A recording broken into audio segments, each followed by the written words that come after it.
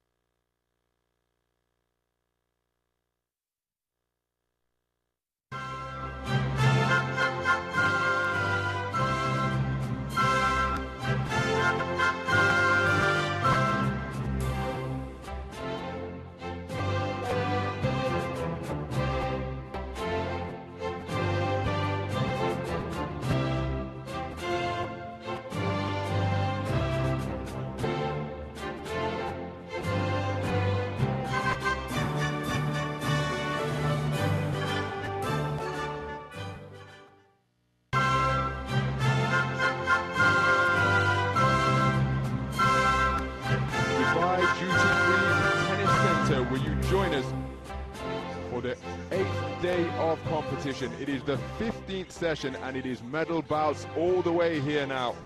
2 rings have become 1 and we will have action across minimum weights. From Cuba, Wilfredo Vasquez Calero.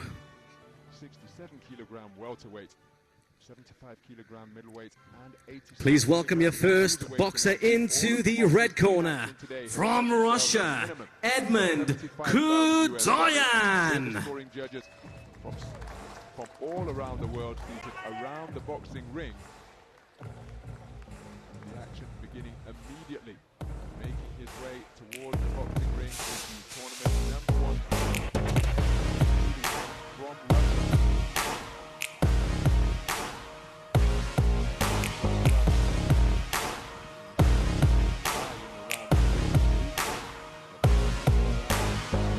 And his opponent, please welcome into the blue corner, representing Kazakhstan, Temirtas Zhussupov.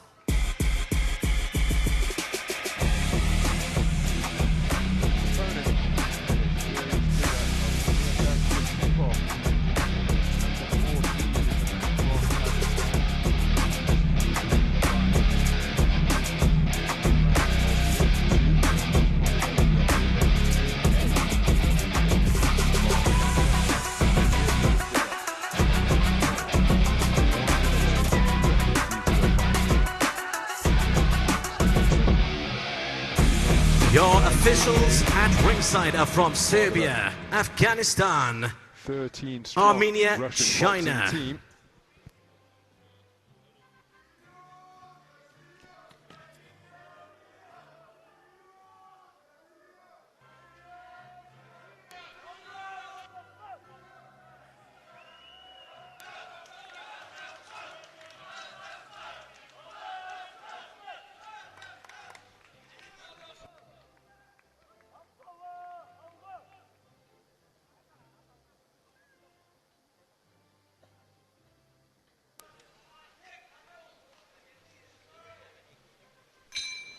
Round one. So we're underway. This is bout number 377 here at Dubai 2025. And it's a classic encounter between the powerhouse IBA boxing nations of Russia and Kazakhstan. It's the bronze medal stage. The winner goes through to the gold medal bout. Each of these boxers have already guaranteed themselves a prize of $75,000 US. But as strange as it may sound, as a good left hand is landed by the switch hitter wearing red, that is Edmond Khudoian, the tournament #1 seed. I think that prize money, while it's an incentive, now it's all about competition and getting the better of the opponent who is in front of you. Slightly leaner figure, just looking to operate from ring center, is Temirtas Zhussupov. Incredibly experienced figure. And he going in pursuit of Khudoian, who closes the range effectively, switching just on the edge of range to score with shots out of either stance to the body of his opponent.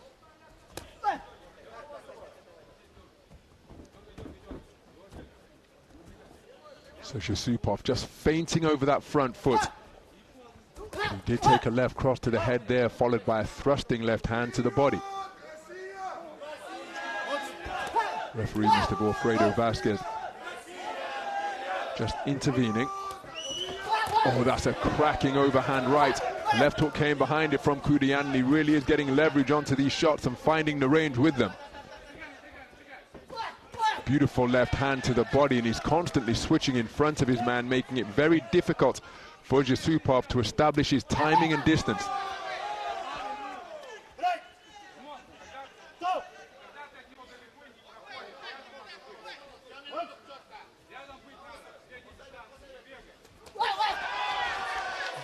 Khudoian with another successful raiding attack.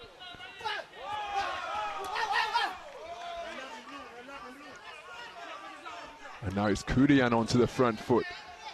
Zhussupov looking to peck and poke with that lead left. Nice evasive maneuvers by good use of the legs from Zhussupov. But again, pushed backwards by a couple of outstanding straight shots to give him the better of that exchange. That bull rush just resulting in a rugby tackle around the waist from Zhussupov.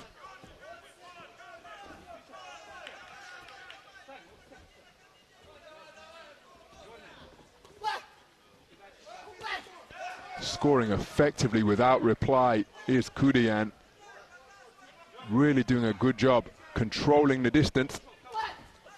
Leaping right hook was short of the mark, and then a takedown move employed by Zhussupov.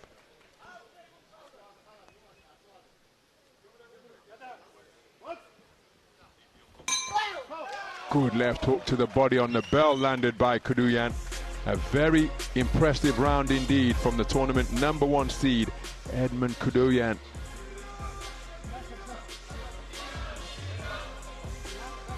With an impressive first 3 minutes of boxing.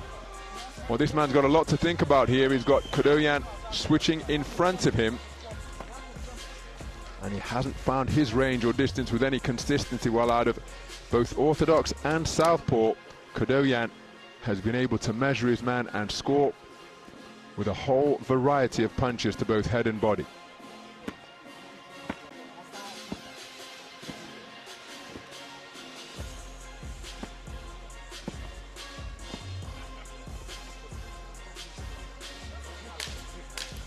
Seconds out. So it's a clean sweep of the cards for Edmond Khudoian. 10-9 scores returned from all 5 scoring judges. So Khudoian, has already emulated what he accomplished in Tashkent 2 years ago by returning to the final four of the minimum weight division. Looking to go one better, and he's made a bright start at the expense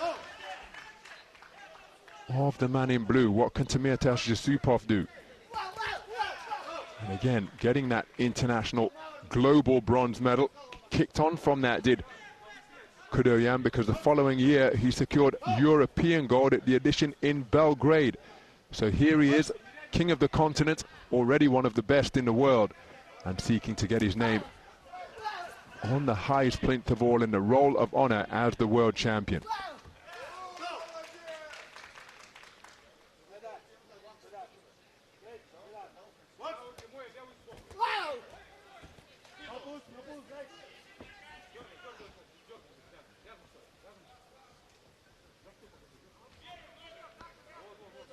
So Zhussupov watching and waiting, but again dictating the terms of the contest. Here's Khudoian.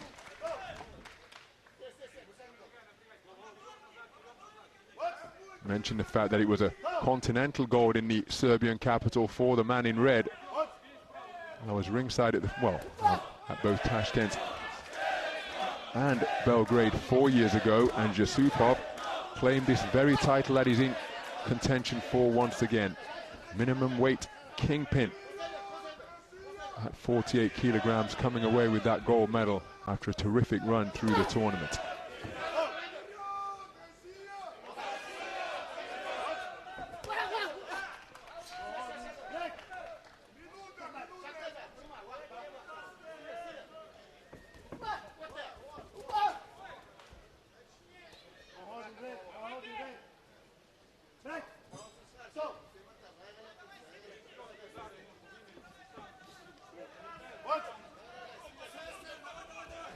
Oh, that's a cracking right cross landed by Zhussupov, perhaps his best shot of the entire contest.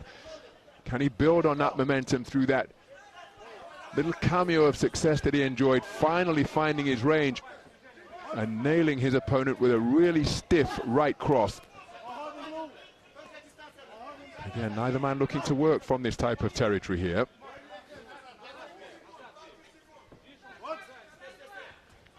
Looking for that right hand once again is Zhussupov, as he's measuring his man with it. He's found a range once more. That left hand to the body threatened to stray around the rear of the back of Zhussupov. But Zhussupov finding the range in the final 40 seconds or so of this second round. Sporting touch of gloves to conclude the stanza. Better round for the 2021 world champion Temirtas Zhussupov, but I'm not sure it's enough for him to take the round. He'll perhaps feel that, know that more than anybody. Boxers know. And Khudoian, well, I think he's got one foot in the final here, but of course 3 minutes, an awfully long time in the boxing ring. But there, an example of the solidity with which Zhussupov was able to land during the course of that second round. So Khudoian, not a unanimous verdict on this in this instance, but a 4-1 split in favor of Khudoian, and the tournament #1 seed in a really strong position now, leading 20 points to 18 for 4 of the 5 judges.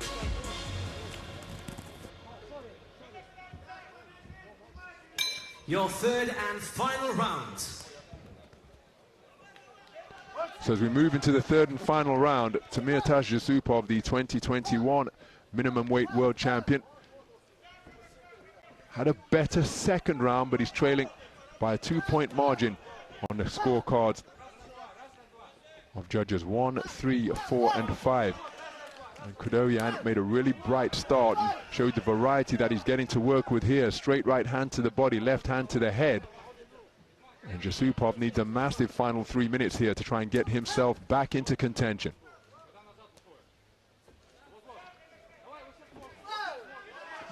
And again, trying to circle his man clockwise is Zhussupov. He was just interrupted in that endeavor by a good straight shot to the body.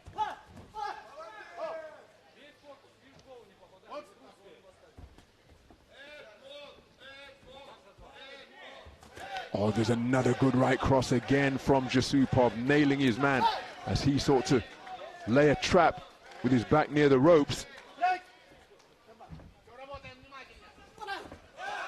Left hand while walking forwards from Khudoian.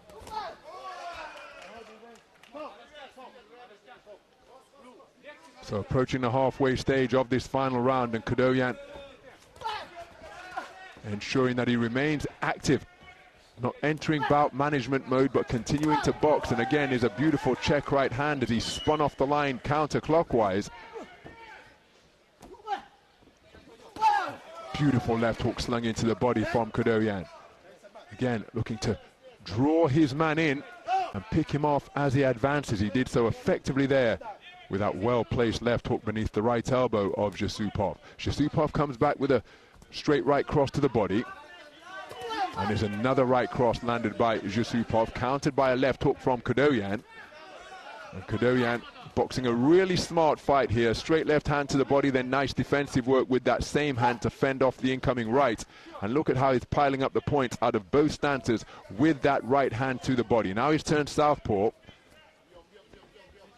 And I can tell you that one of the Russian coaches just made his way back to the dressing room, a sign perhaps that they feel confident enough that Khudoian has booked his place in the gold medal bout. They've got a semi-finalist in the 54-kilogram bantamweight contest in just the bout after next, so no doubt going to ensure that Viacheslav Rogozin is ready, because Zhussupov, despite his best intentions, hasn't been able to produce the massive final round that he required coming into the third. But there's a solid right cross landed once again. And again, in this sport, everything can change in an instant. Did I speak too soon? Just on the 10-second clapper, another cracking right cross landing forcefully for Temirtas Zhussupov. But a classic case of too little, too late from the 2021 world champion. And it will be Edmond Khudoian in the presence of the Rio Olympic champion. I think I just saw Evgeny Tashenko up in the stands here. Seen him around the proceedings, and nice to see that he has made his way into the Dubai Duty-Free Tennis Centre to support his compatriots.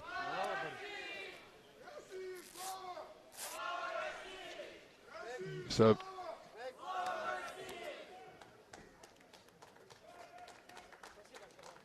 Temirtas Zhussupov, don't think he's going to return to the final here in Dubai. Let's get the official particulars to see who will progress through to the gold medal bout the day after tomorrow on Saturday.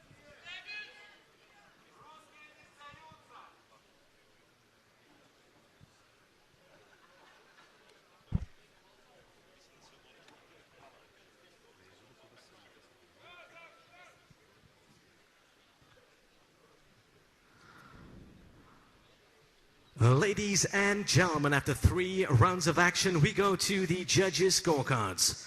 For your winner by unanimous decision and advancing to the finals, in the red corner from Russia, Edmond Khudoian. So Edmond Khudoian releases a right uppercut to the sky here at the open-air Dubai Duty-Free Tennis Centre. A unanimous point decision victor over the 2021 world champion Temirtas Zhussupov. Got plenty of support in the house here today, and as for Zhussupov, earns himself another world championship medal, adding to the one that he took on the top spot in Belgrade 4 years ago. And he's also enriched himself to the tune of $75,000 US. Terrific run through the tournament for Sasha, for Temirtas Zhussupov. Receiving the bronze medal from Kazakhstan, bitterly disappointed that Zhussupov. he's now out of contention for another gold. But the man who claimed bronze in Tashkent 2 years ago has gone at least one better and will have designs on the top spot on the podium. A very good display indeed. A composed switch hitting and punch picking, controlling the distance very well right from the outset. And it's the #1 seed who goes through to contest World Championship gold here in Dubai.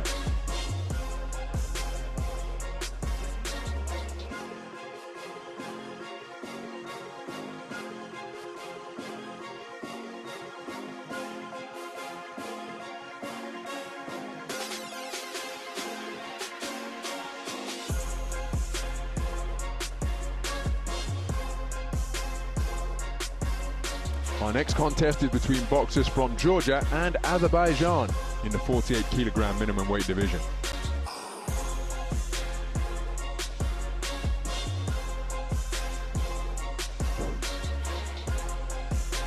Our scoring judges hail from Spain, Zimbabwe, Kyrgyzstan, Italy and Iraq, the 10-point must system in effect.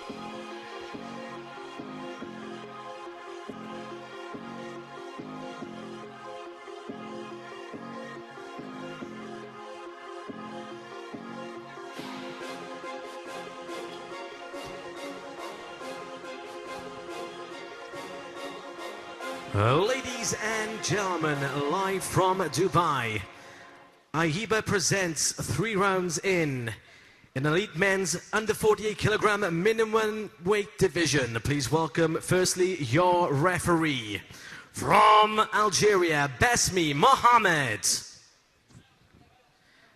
Now introducing your first boxer into the red corner, representing Azerbaijan, Subhan Mamedov.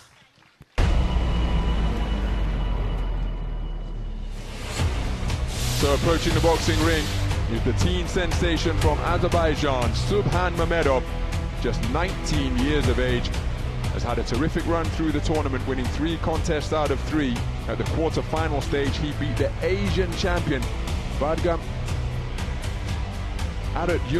from Armenia on a 4-1 split.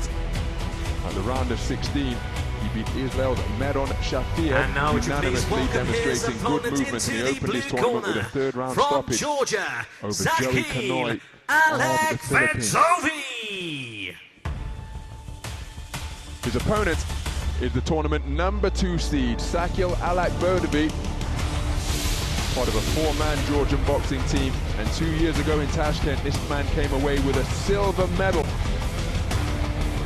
Here at the round of 32, he received a bye. In the round of 16, he prevailed on a contest that went to bout review. More on that in a moment as we take a closer look at the 19-year-old Subhan Mamedov. Again, a fantastic win in the quarterfinal against a very aggressive reigning Asian champion. There is your judges for this Sakhil contest are from Alakhverdovi up Zimbabwe, into the blue corner. Kyrgyzstan, Italy, 26 years of age is a man from Georgia.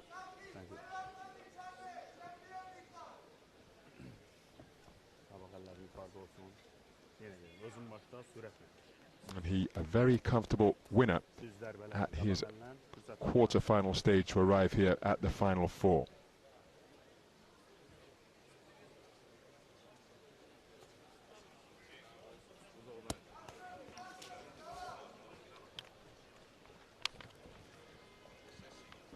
Round 1.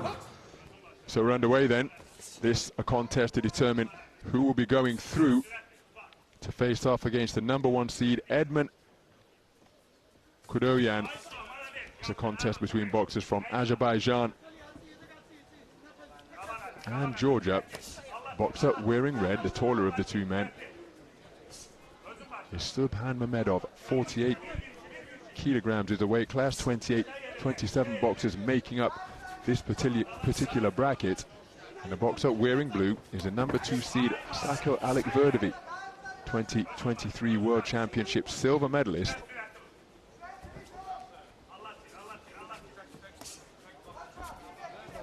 Spot of housekeeping, just conflated the 2 defeated quarter-finalists as Alakhverdovi lands a good right cross to the body. Mamedov got the better of Muydinkhujaev, the number 3 seed, to progress through, and it was Alakhverdovi who prevailed over Artur, the man from Armenia. Looking for the right hand over the top and catching his more compact opponent with a good left hook is Mamedov.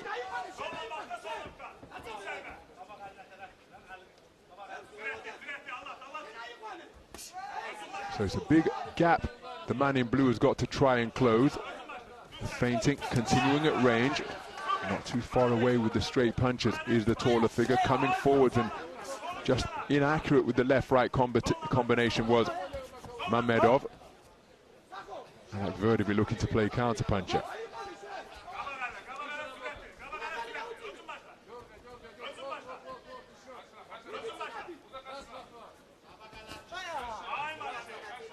Nice left jab from Mamedov, who just, again, trying to draw his opponent in a bid to walk him onto something.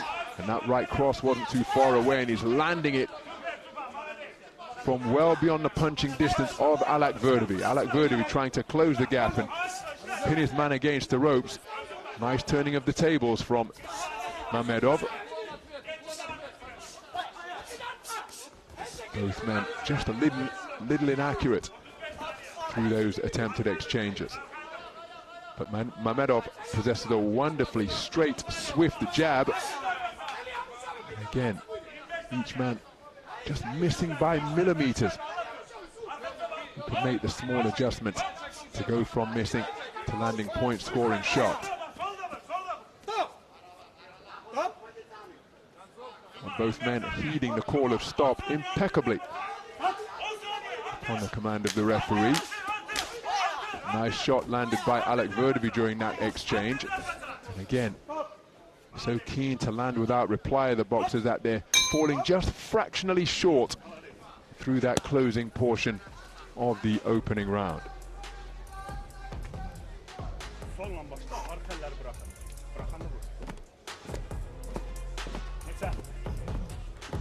So this man had the better success for my money, finding a home for his straight shot on occasion, not with the consistency that he would have liked, but I think he landed more than the man in blue, because Alakhverdovi has got to somehow try and get inside that raking long left. Head movement, maybe a 2 or 3 phase attack could well be, well, the head movement's always necessary, but maybe doubling up the attack is going to be required, because the first phase of attack, well, Mamedov dealing with it to take the first round on a clean sweep of the cards.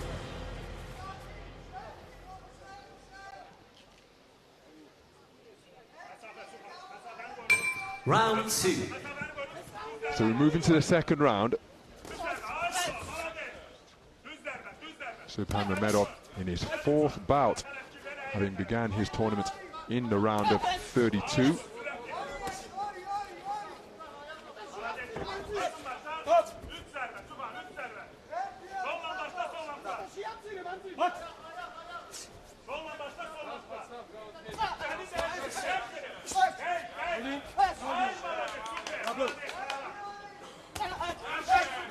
Nice jab to the body once again to lead off that 2-shot salvo from Mamedov. Alakhverdovi conceding the opening round on a unanimous verdict, remember. He continues to watch and wait on the outside, inviting pressure by coming totally square on the ropes. Here's Mamedov backing his reflexes and counter-punching ability to beat his man to the punch, and he's scored beautifully, has Mamedov. The blue corner celebrating its success for Alakhverdovi, but I think the more eye-catching work came from the man in red.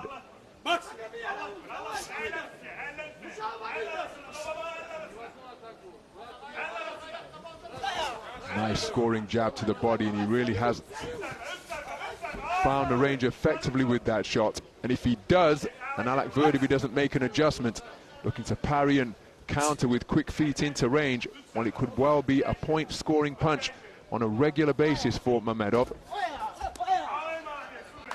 And there's an example of it once again. Alakhverdovi comes back with a touching jab to the body, switching feet in front of his man, just on the edge of range, but in the meantime, the straight punches are continuing to be sunk in by Mamedov. Remember, he took the first round unanimously. Alakhverdovi remaining patient. As he seeks to play counter-puncher, will he have to pick up the pace a little bit? Final minute of the round. And Mamedov looking very comfortable at this type of tempo, trying to bamboozle him with a brief cameo of an Ali shuffle, switching stances from orthodox to southpaw is Alakhverdovi. But again, you see how far out of range that attempted left jab is, and of course sometimes the jab can be used as a decoy. It doesn't necessarily have to land. But Mamedov with a good thrusting jab to the body once again. He was countered by a shot over the top, and while there's good dexterity being demonstrated by Alakhverdovi, I'm just not sure he's landing enough point-scoring punches He's utilizing the space of the ring effectively as he runs onto a stiff left jab there in what was an exchange.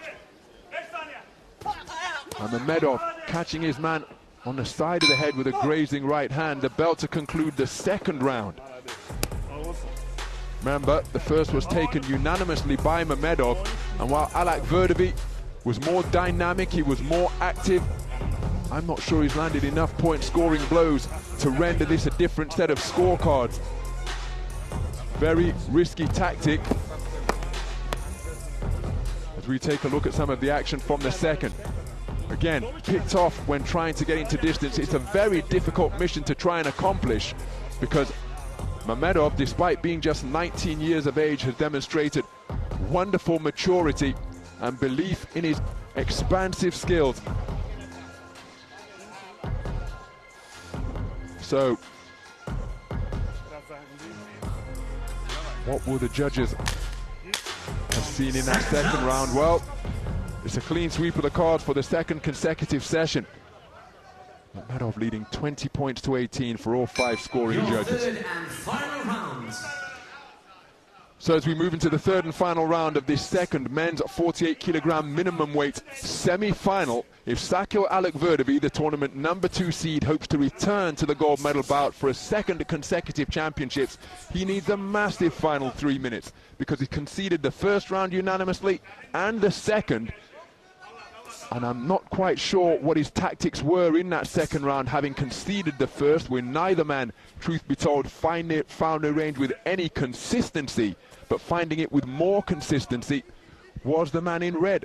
And then in the second round, he really did begin to settle into something resembling a rhythm. He landed with straight punches to the body.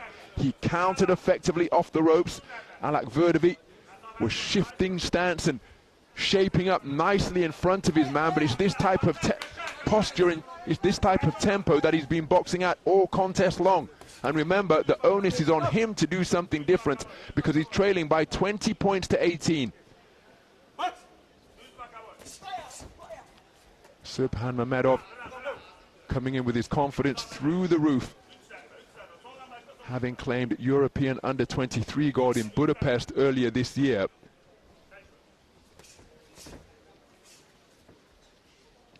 And Alakhverdovi, well, he's almost just following him around the ring here now, not cutting him off, and we're halfway through, and at this type of punch output and this type of pace, well, this is not going to be the 10-8 round that he needs to bring about parity. Trailing by 20 points to 18 for all 5 of the judges.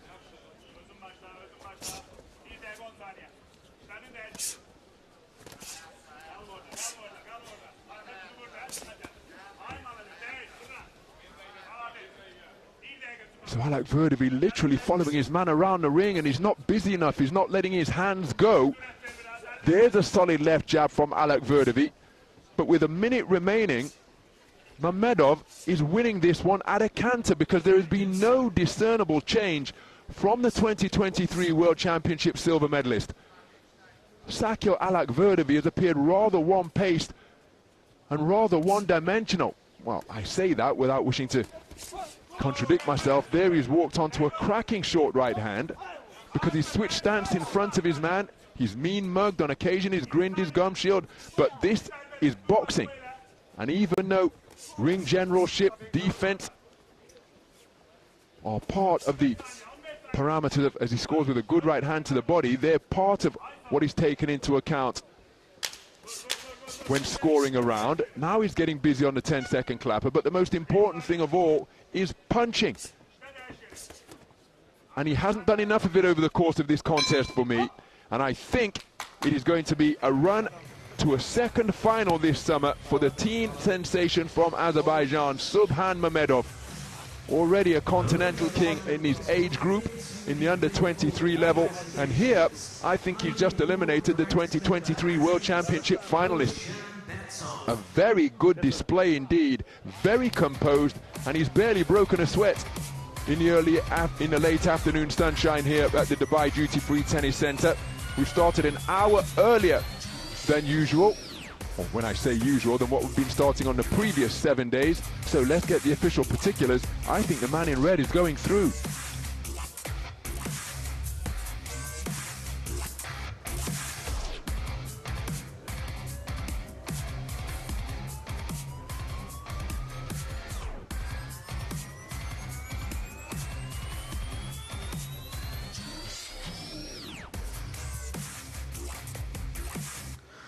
Ladies and gentlemen, after 3 rounds of action, we go to the judges' scorecards.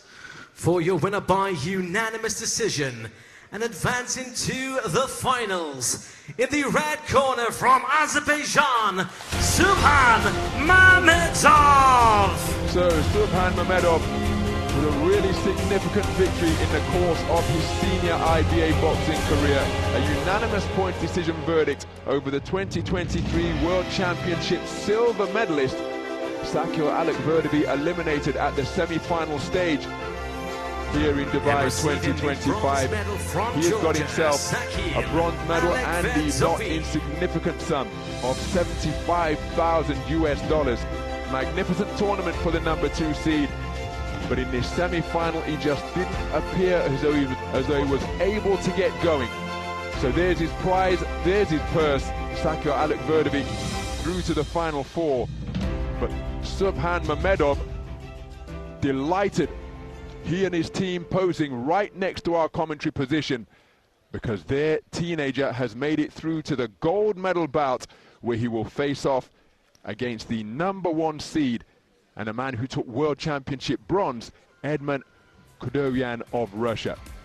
Some of the action from that semi-final, and really Mamedov was in complete control, landing short, crisp counter punches such as that. Alakhverdovi not able to get it going tonight, and of course this man had plenty to do with that. Terrific performance by the teenager, and he'll contest championship gold the day after tomorrow. Well, I'm delighted to say that we're joined by Andy Clark, who will be on commentary duty for this next contest. He's been on ring A duty all week, I've been on ring B duty. And as we see the 5 scoring judges, 2 rings have become 1. And so Andy Clark will be your lead commentator for this one. From Bosnia-Herzegovina, Tina Politan. And now let's welcome to the red corner, representing Russia, Viacheslav Rogozin. And Rogozin, just 19 years old, gold medal at the 2024 IBA World Youth Championships, and he's looked very good so far. Southpaw, very balanced, good variety, controls the distance well. Won by stoppage in the second round against Amy Ivanizeza of Rwanda, and then 2 dominant wins by unanimous decision against Sanzai Sedek Martov of Kyrgyzstan, and a very experienced fighter, Rafael Lozano of Spain. Russian fighters have had huge success in my ring, in particular in ring A and in ring B too, but the performance I've seen from them have been impressive. And now would you please welcome his opponent into the blue corner, from Uzbekistan, Asilbek Jalilov.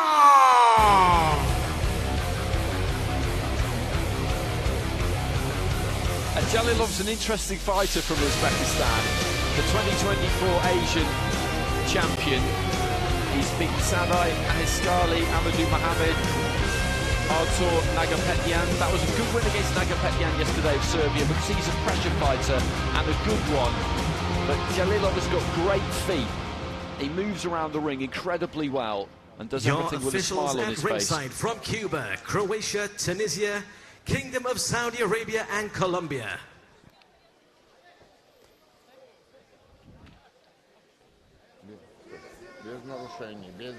He's one of these guys, Asilbek Jalilov, I think, who just manages to wind his opponents up, because he's always got this little grin on his face. He genuinely really enjoys what he's doing, and he can mix it up a bit too. He can really move, like I said, but he can also hold those feet and throw that 1-2, just sling it straight down the middle. And even now, he's got that cheeky smirk, and it is not reciprocated by Viacheslav Rogozin, who is very much all business. So we've got a pair of southpaws here, Rogozin in the red and Jalilov in the blue.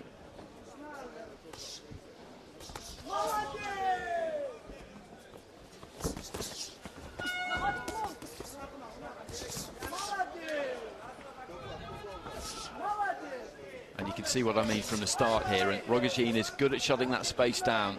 He takes his feet with him everywhere he goes, right underneath him. Really good balance. And these two just having a little bit of a waltz in the centre of the ring, 30 seconds into round one. And there's that lead right hand there from Jalilov. And throws the 1-2 and gets a hold of Rogozin,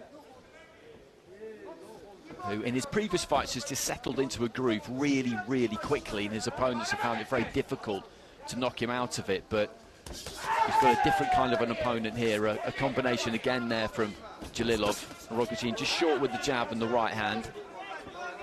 I think found a lead right hand into the body there.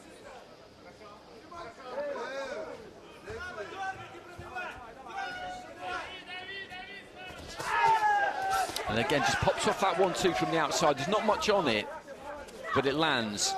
And as Rogozin tried to get a little bit tighter himself, Jalilov just managed to get a hold of him. And there's that smile that I was talking about. You don't really see it in the boxing ring very often, and I think opponents found it a bit difficult to deal with at times. Mamedov of Ghana definitely did. He was steaming when he left the ring at the end. Booted a water bottle over. I don't think he'd enjoyed the whole experience at all as we head towards the final minute here. And Rogozin looking to get tight and work those hands. But Jalilov there on the inside lands a couple of body shots. The left hand came back up top there from Rogozin. When they get onto the inside, he's quite adept at doing what he's doing there, the Uzbek. He'll get a hold of his opponent and just smother them slightly.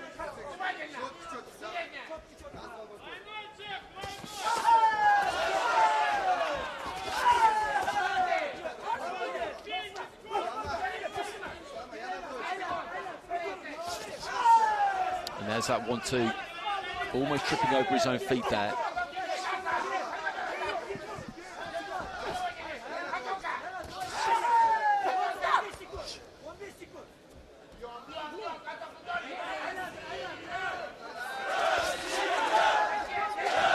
And there's the chant from the crowd. We've heard plenty of that over the course of the last week or so. And Rogozin just trying to finish strong here in this opening round, because Jalilov, I think, has probably had the better of it. And again, just looks at that 1-2. It lands in rapid succession. So, Ronald, what did you make of that? I know that you've seen a little bit of Jalilov. Rogozin is a newer one for you.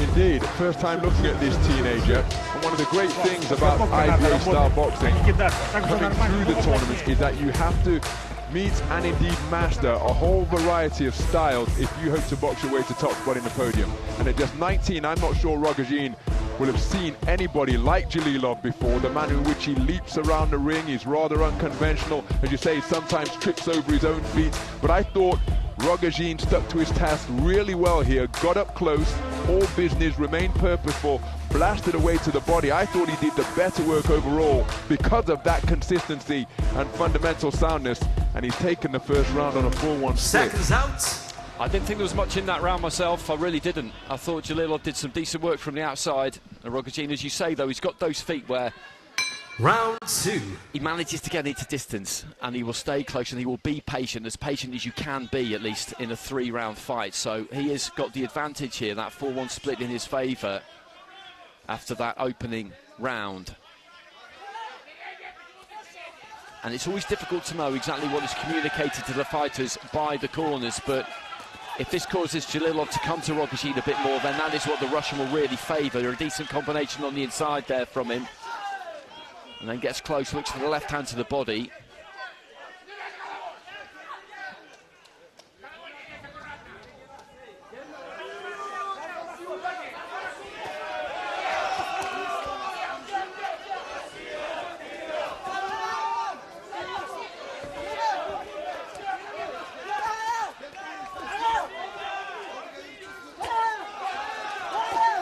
Uppercut on the inside, followed by the right hand there from Rogozin. Jalilov has just taken things a little bit closer in this second round, and that is, I think, suiting the fighter in red, and that's going to be a point off for holding for the Uzbek fighter, and a point off in a semi-final is a big thing.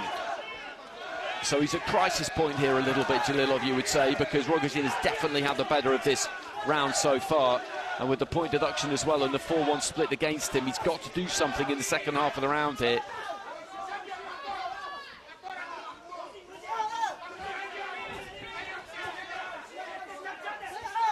left hand there from Rogozin gets through, and Jalilov, if anything, looks like he might be feeling this a bit. A couple of shots land there from Rogozin. You look at Jalilov and the mouth is quite open, left hand into the body, and he's getting turned over a bit here in round 2. And again, there's that straight left hand. Good accuracy from the fighter in red.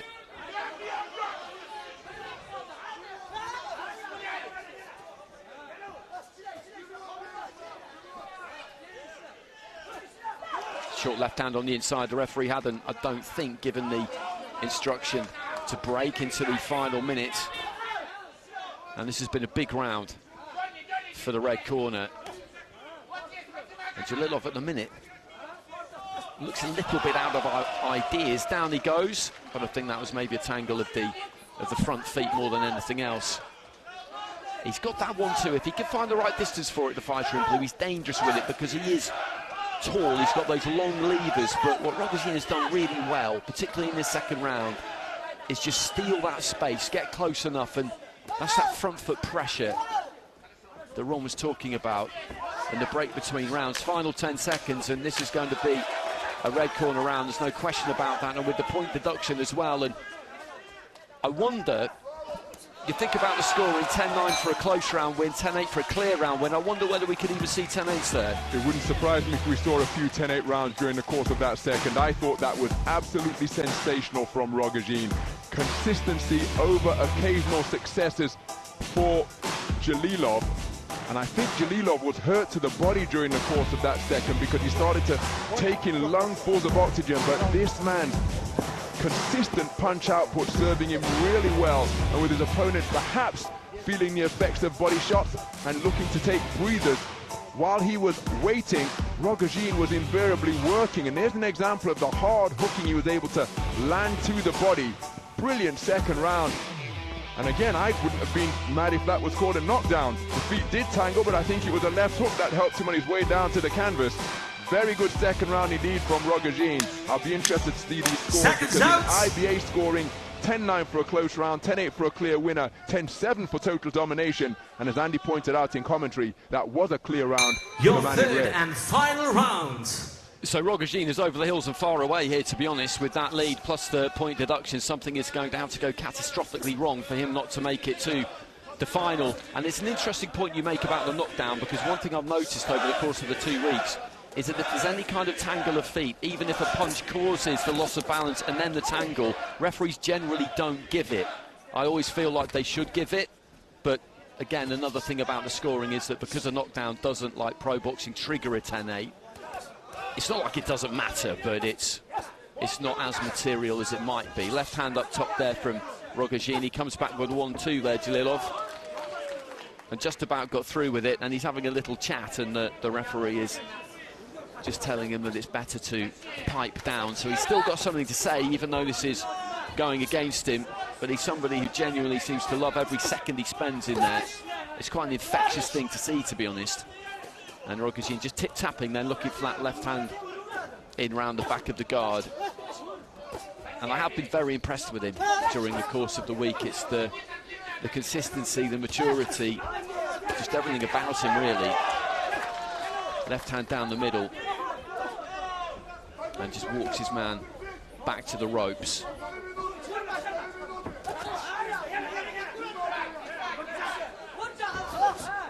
I think Rogozin is maybe feeling this contest as well a bit. There's been a lot of boxing for these fighters over the last few days. Caught a left hand as he was coming through there. Bit of the snap has gone off his own punches just past the midway stage of round 3, but he's still working those hands. He's occupying you all of the time. It's good to see someone who's not looking to throw everything full throttle. Firstly, it's a tiring thing to do. Secondly, you're more likely to hurt somebody if you vary it up. It's one that you're not really braced for that gets through and does the damage to a fighter. Into the final minute. And Jalilov just trying to hinge at the waist a bit. Throws that 1-2, but when they end up on the inside like this, Rogozin just kind of crawls all over him in a methodical fashion, and Jalilov just isn't able to really contend with it. A right hand on the inside there from the Russian fighter, just 19 years old. And again, there's that kind of tippy-tappy work, but then he'll just dig one in a little bit stronger like he did with the lead uppercut there. And closing stages of this semi-final in the bantamweight division. And we know who's going to be going through to the final. It is going to be the man in red.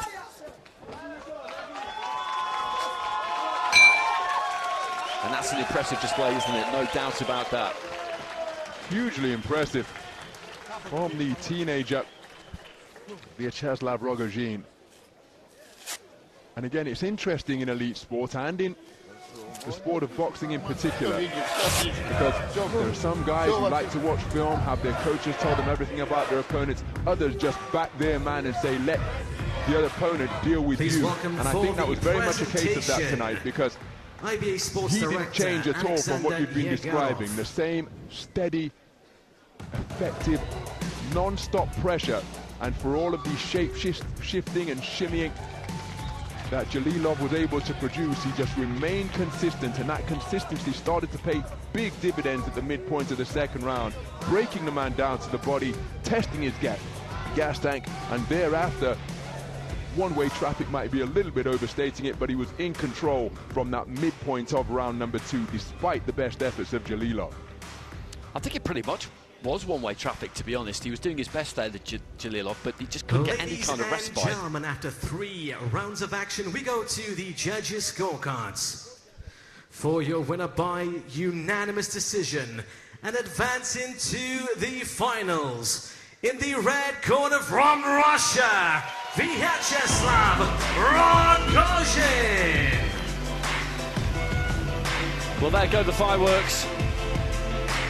A little bit of a smile on the face, but he has come here for a gold. I've absolutely no doubt about that at all. Medalist from Uzbekistan, Asilbek Jalilov.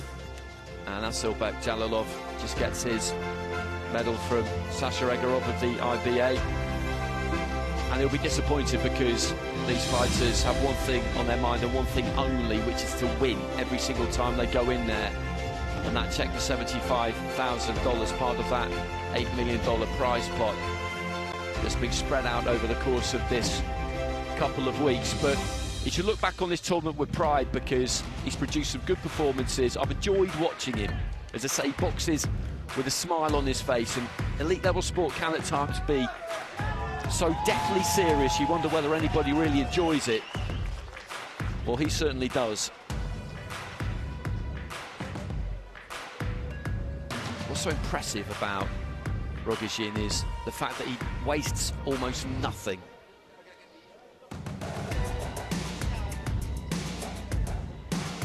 And that's the Russian cheering section. I bumped into Artur actually earlier on today.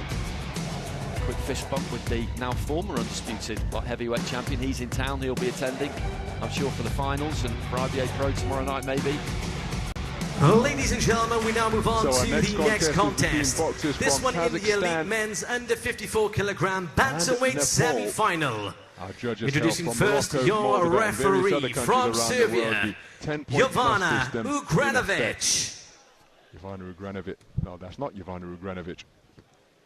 From Serbia, and I think she's letting the public address announcer know that. It's Maria Petkovic. Yes. And please welcome firstly into the red corner, representing Nepal, Chandra Bahadur Thapa. Well, here is a little bit of a history man.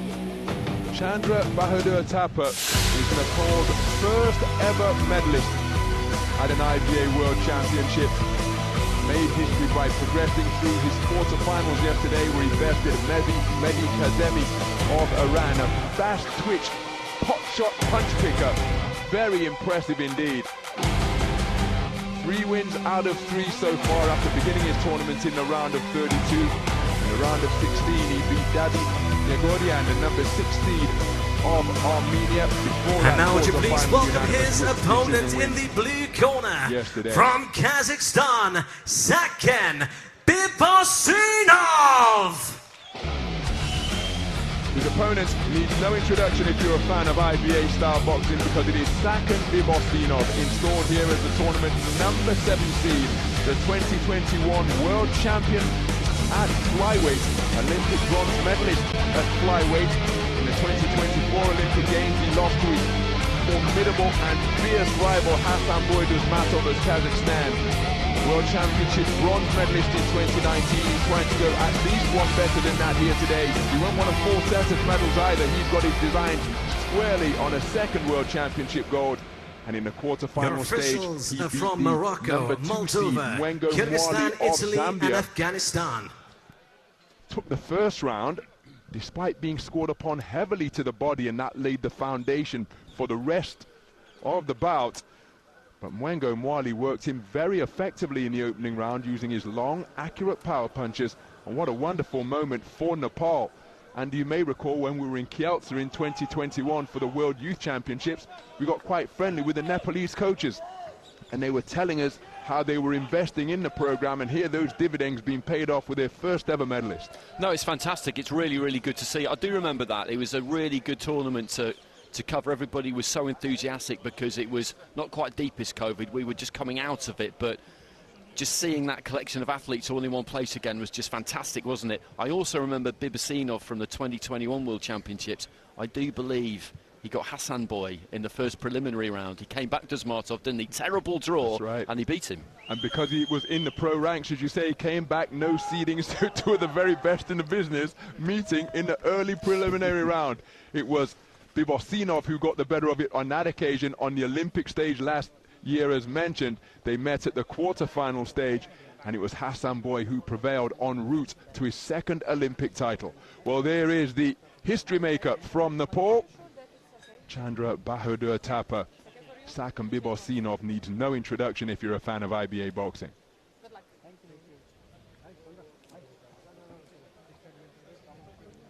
So an intriguing contest in store here, because this man's so correct, so many angles. How will he deal with the blazing explosivity of the man in red, Chandra Bahadur Thapa?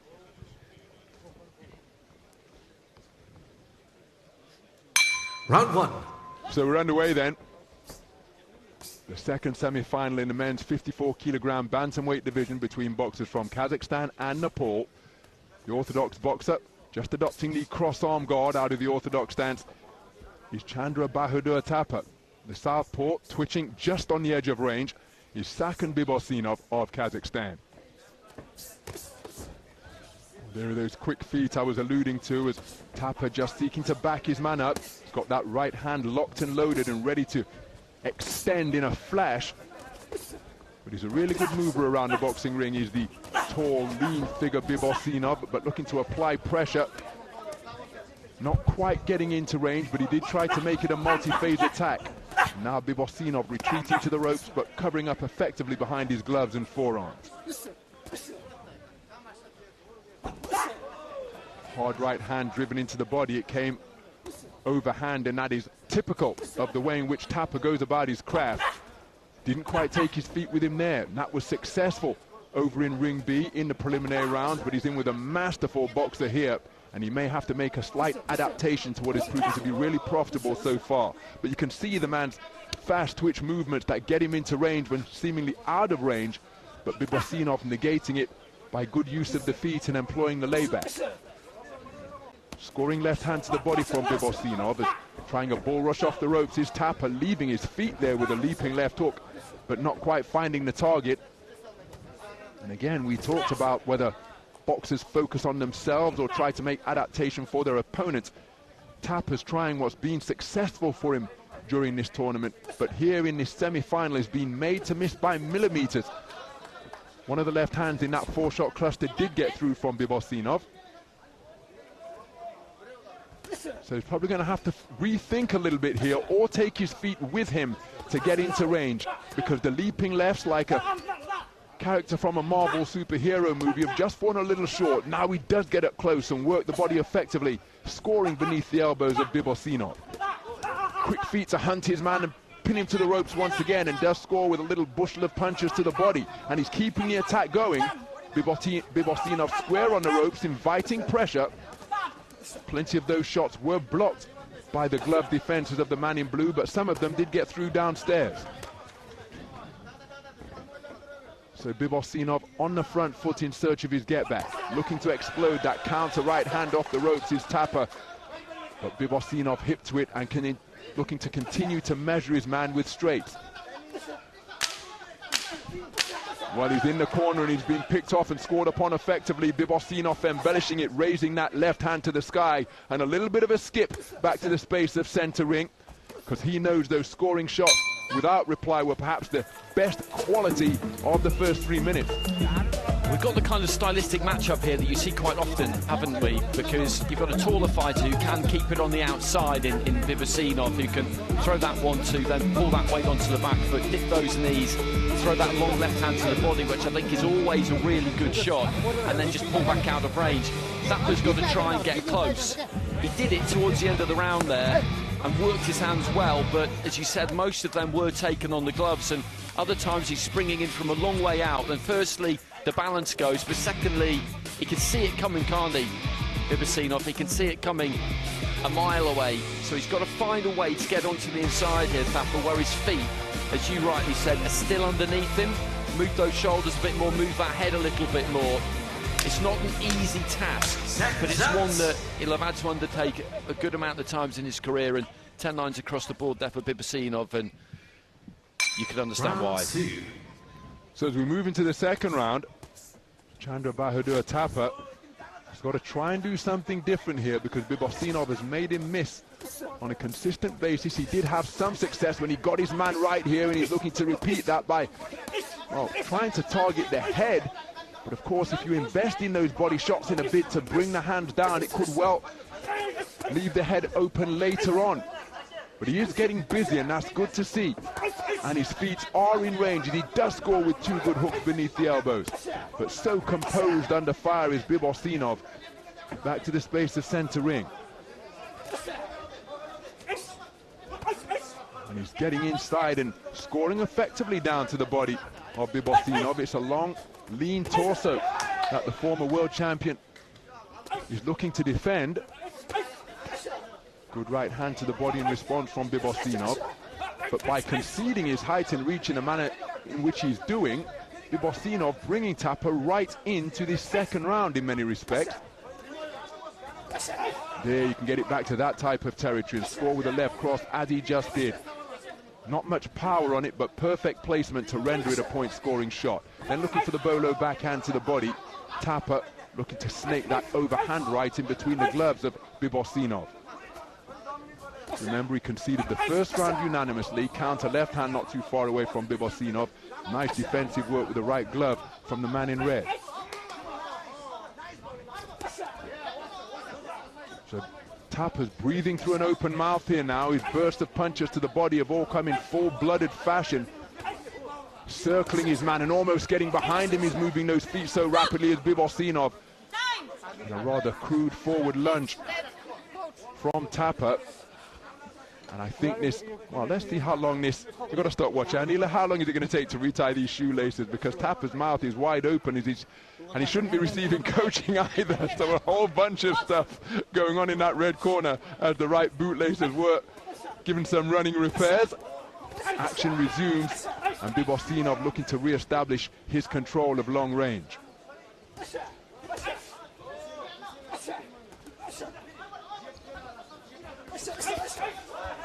Nice check right hand from Bibossinov, just spinning off the line, leaving Thapa swinging at the open air here at the Dubai Duty Free Tennis Center. There's a nice right hand landed, catching Bibossinov as he sought to disengage.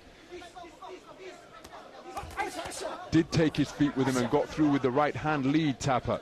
But look at Bibossinov measuring his man now with that long bridge of a right jab and bringing through the southpaw left. Controlling the space effectively is Bibossinov. There's that right hand lead in between the gloves once again. And there's plenty of activity from the hands of Thapa through this passage of the round, but he's catching the gloves and forearms an awful lot as that check left hand is scored twice in quick succession from Bibossinov, spearing it in, and he getting the better of that attempted trade-off. Oh, beautiful left hand slung beneath the right elbow of Thapa, Well, Thapa having more success in the second round compared to the first, but I still think he's the man in blue. He finished strong, didn't he, there, Bibossinov? Thapa had a good first half of the round. He did what we were saying he needed to do, which was find a way onto the inside without just jumping in from distance. And he did that. He got up close and he did some good work, but he put an awful lot into it. And we noticed when he came back to have his bootlace tied that he was sucking the air in, wasn't he? And in the second half of the round, Bibossinov having kind of weathered a storm to an extent, if you like, just re-established that jab, that 1-2, and we could just see it there and regain control. And a problem he's got, Thapa, as well, is that when he does get close, it's not that easy to get through with the punches, because Bibosinov's arms are that long that when he tucks up, there aren't really that many gaps. And again, it's 10 lines across the board there for Bibossinov, which is a bit heartbreaking for Thapa, to be honest, because he gave it everything there and it still wasn't quite enough. Your third and final round. So we move into the third round, and Chandra Thapa, who's enjoyed such a wonderful tournament so far. This is fourth bout of the tournament.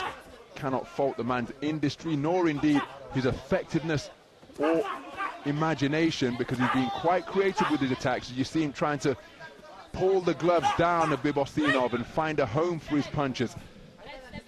Move that is as old as boxing itself,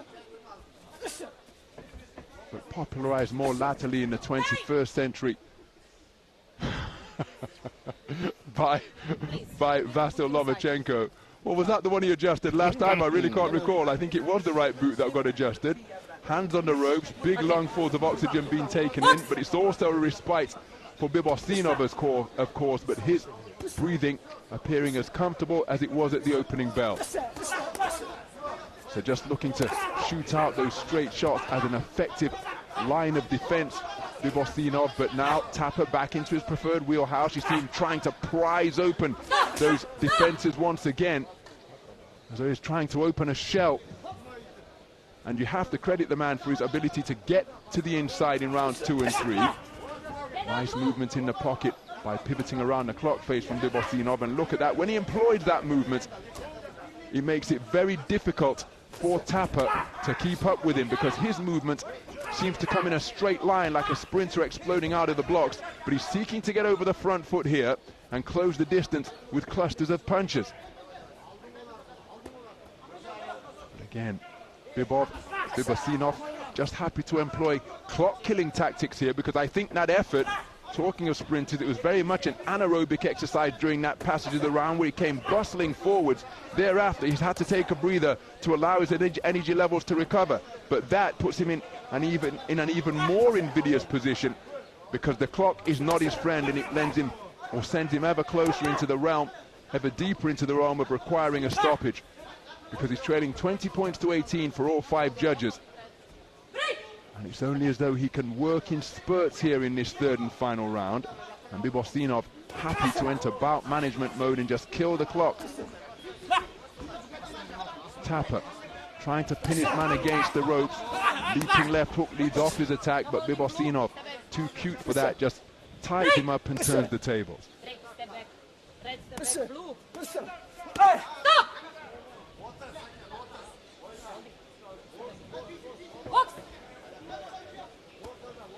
So again, Bibossinov looking busy, doing not very much at all, and how about that for a counter left cross? It stopped Thapa in his tracks, and as he continued the attack, by the time he arrived at the target, because he was punching from out of range, had to claim his man and give himself a little breather. Gas tank running low here for Thapa. Bibossinov just reasserting his authority in the closing stages of the round, spearing his man with straight shots. A very good display indeed for the 2021 world champion Saken Bibossinov. He returned to a world championship final in pursuit of his second title, and it looks as though he's a man on a mission. He gave it absolutely everything, did Chandra Thapa, and he should be delighted with the history-making run he's made through to the podium. He and his coaches, they'll come away with a matter of $75,000 US. That's what the bronze medalists receive here at Dubai 2021. 50% for him, 25% for the coach, 25% for the Red Federation, and that money is going to go a very long way for their continued investment, which is reaping dividends such as Thapa. It absolutely will, and he's got nothing to regret there. He gave it absolutely everything. After 3 rounds of action, we go to the judges' scorecards. For your winner by unanimous decision and advance into the final. In the blue corner from Kazakhstan, Saken Bibossinov! Wonderful to see that respect between a man who has been one of the very best in the business for a very long time and a new emerging talent in the form of Chandra Thapa. He comes away with World Championship bronze, receiving his prizes now, prizes of the medal and the mascot and the check, of course, is Chandra Thapa. And the moment being shared with the man who has just got the better of him. A lovely moment, magnificent tournament for Chandra Thapa. 4 contests, 3 wins. We'll see Bibossinov again the day after tomorrow, where he's gone through to the gold medal bout, where he will face off against the 19-year-old from Russia, Viacheslav Rogozin. Youth against experience. What a contest that promises to be. Wonderful tournament for Nepal. Kazakhstan go on. That is going to be a great fight, because it's the same dynamic we talked about there, isn't it? You've got the taller, longer ranger fighter Bibossinov and the shorter fighter in Rogozin, who's got that skill set that, with all respect to Thapa doesn't quite have. So that is going to be a brilliant stylistic clash. How is Rogozin going to get up tight and get a hold of Bibossinov? Basically, is what we're going to have to look at. That's what we've got to look forward to on Sunday. And he's the kind of fighter, because of his experience, he's so well set up. The balance is there, the range is there, he locks on nice and early. He knows exactly what he is and what he's trying to do. And when you come up against somebody like that, who's as well drilled and as composed as he is, it's very difficult to knock them out of their rhythm. So next up, we venture into the lightweight division. We now move on to the next contest. This one in the elite men's under 60 kilogram lightweight semi-finals. Introducing first into the ring, your referee from Serbia, Marija Petkovic.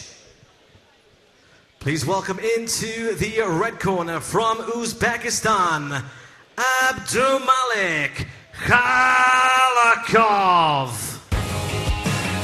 Well, Akkalykov has reigned supreme pretty much in Ring A so far. He had a walkover and then 2 unanimous decision wins against Enrique Kool and Mohamed Asharaliev yesterday. Asharaliev's had a good tournament, but he couldn't do too much with Khalokov. And you just look at his resume.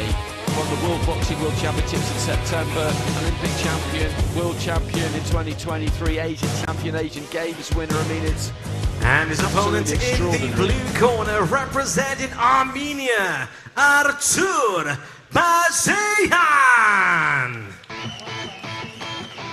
Bazeyan doesn't have quite the same trophy haul, but I've liked what I've seen of him so far, because he's a pressure fighter. He'll look to get up close, he'll look to get on Khalokov, and he'll know that he cannot allow him to settle into that kind of rhythm that I was speaking about with regard to Saken Bibossinov. That simply has to be prevented by him from the start. He's got good major tournament experience, the European bronze medal and under-22 gold medal. Your judges at ringside from Sri Lanka, UAE, Romania, Egypt and Russia.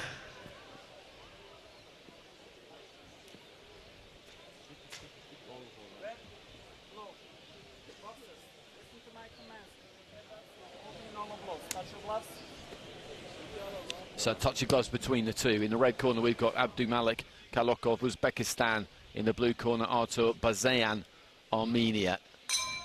Round 1. And Khalokov immediately just starts off with a right-hand lead, then puts a left hand off the back of it, which I think did land. The second jab of those two got through. Bazeyan, as I said, will look to try and swagger and roll his way onto the inside, basically. He tries to move that head, walks onto a jab there. And Khalokov just pulling his feet out and trying to aim the uppercut. 1-2 from the outside, and he's got these long arms on him, Khalokov.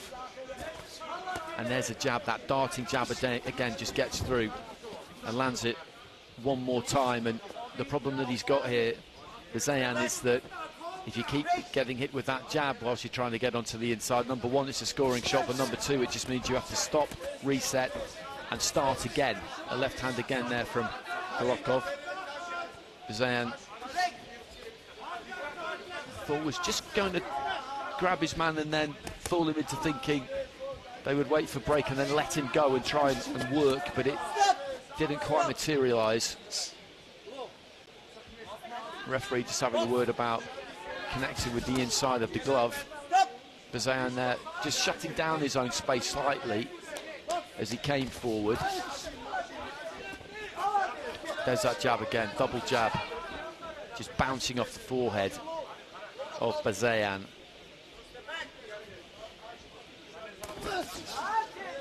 Trying to get some punches away there on the inside, Bazeyan, as Khalokov came forward. A left hand to the body, I think, might just about have landed past the halfway stage of round one.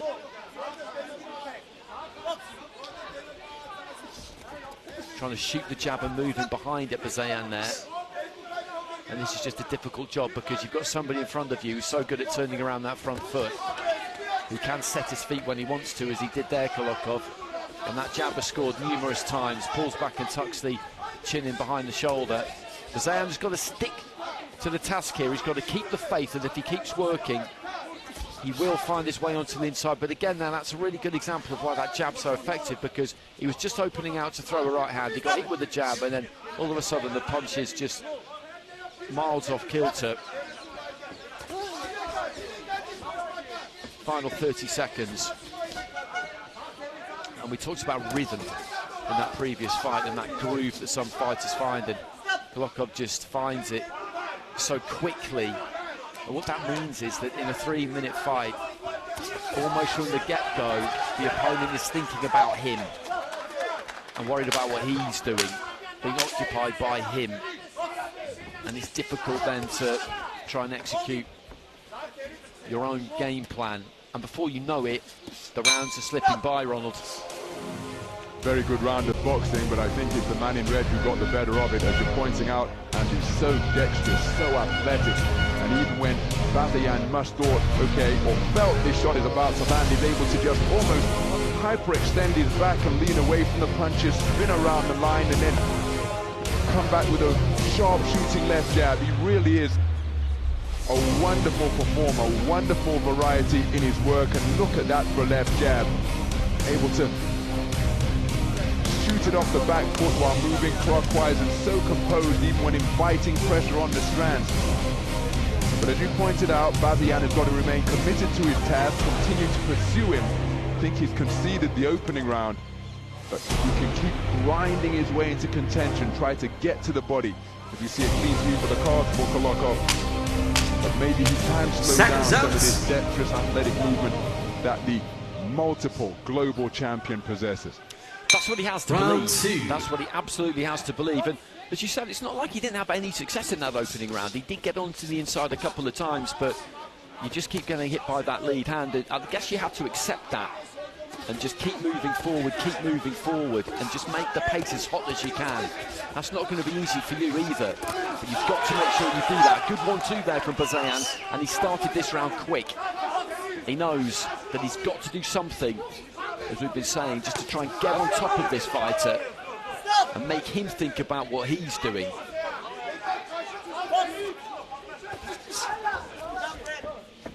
There's good movement there from Khalokov. Bazeyan, I think, might have got through with a right hand.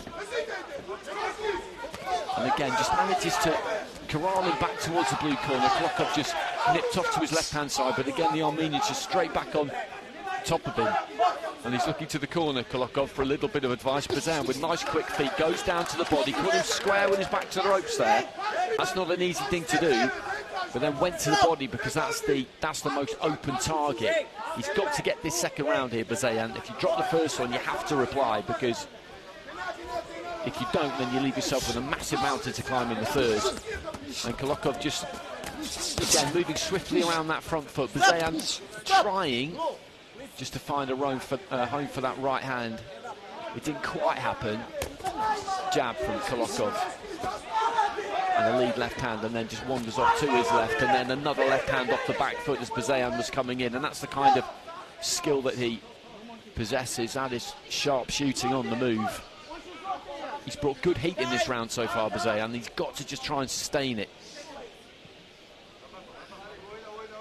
And it's another bootlace, and they'll both be glad of that, I think. This is the warmest part of the day. We've not started this early, actually, throughout the course of the whole competition, so although it won't be that different, this is the warmest part of the day for the fighters. These two just leaning in, the referee is letting them work it out for themselves into the final minute of round 2. Left hand into the body there from Khalokov, and those singles are very easy to see for the ringside judges. Good lead left hand there from Bazeyan. He's just trying to change his height, dip his knees, move his head, and again just scampers those feet across but walks straight onto a crisp shot.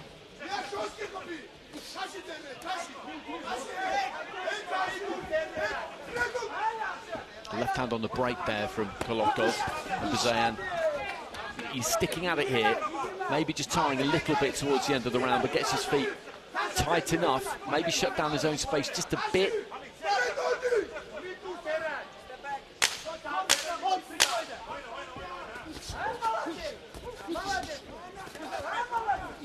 Rattling a combination off to the body there, Khalokov.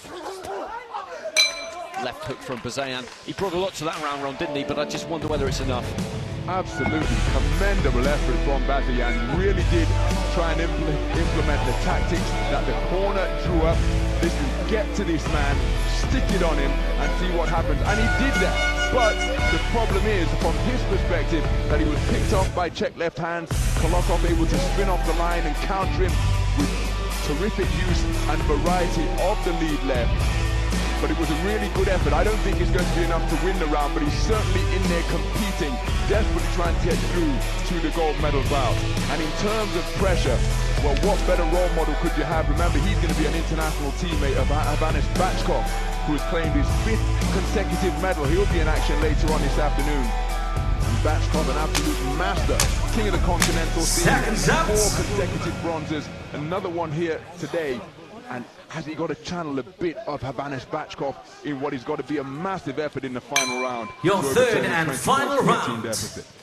He is the perfect example, though, isn't he? Because I had a Armenian fighter in my ring, Khudoian, and in my notes early in the competition, I just wrote 2 words: Big Bachkov. And it's a compliment, it's absolutely a compliment, but very few people do it as well as him, because he's got that guard, he's got that side-to-side movement, he tucks up really well, he swaggers it, he does it at pace. It's a very hard thing to do. He makes it look pretty easy, but it is far from that. And Khalokov, again, just moving around, just trying to pick those single punches. And Bazeyan, I think, has done a fairly good job of it. But as he moved in there again, he just had a glove at Khalokov bounce off his forehead. I'll be fascinated to see Bachkov a little bit later on against Evgeny Kool. Really looking forward to that one, as you mentioned, those consecutive bronze medals. He had a habit, didn't he, in major tournaments of running into Andy Cruz and Kishore Davis.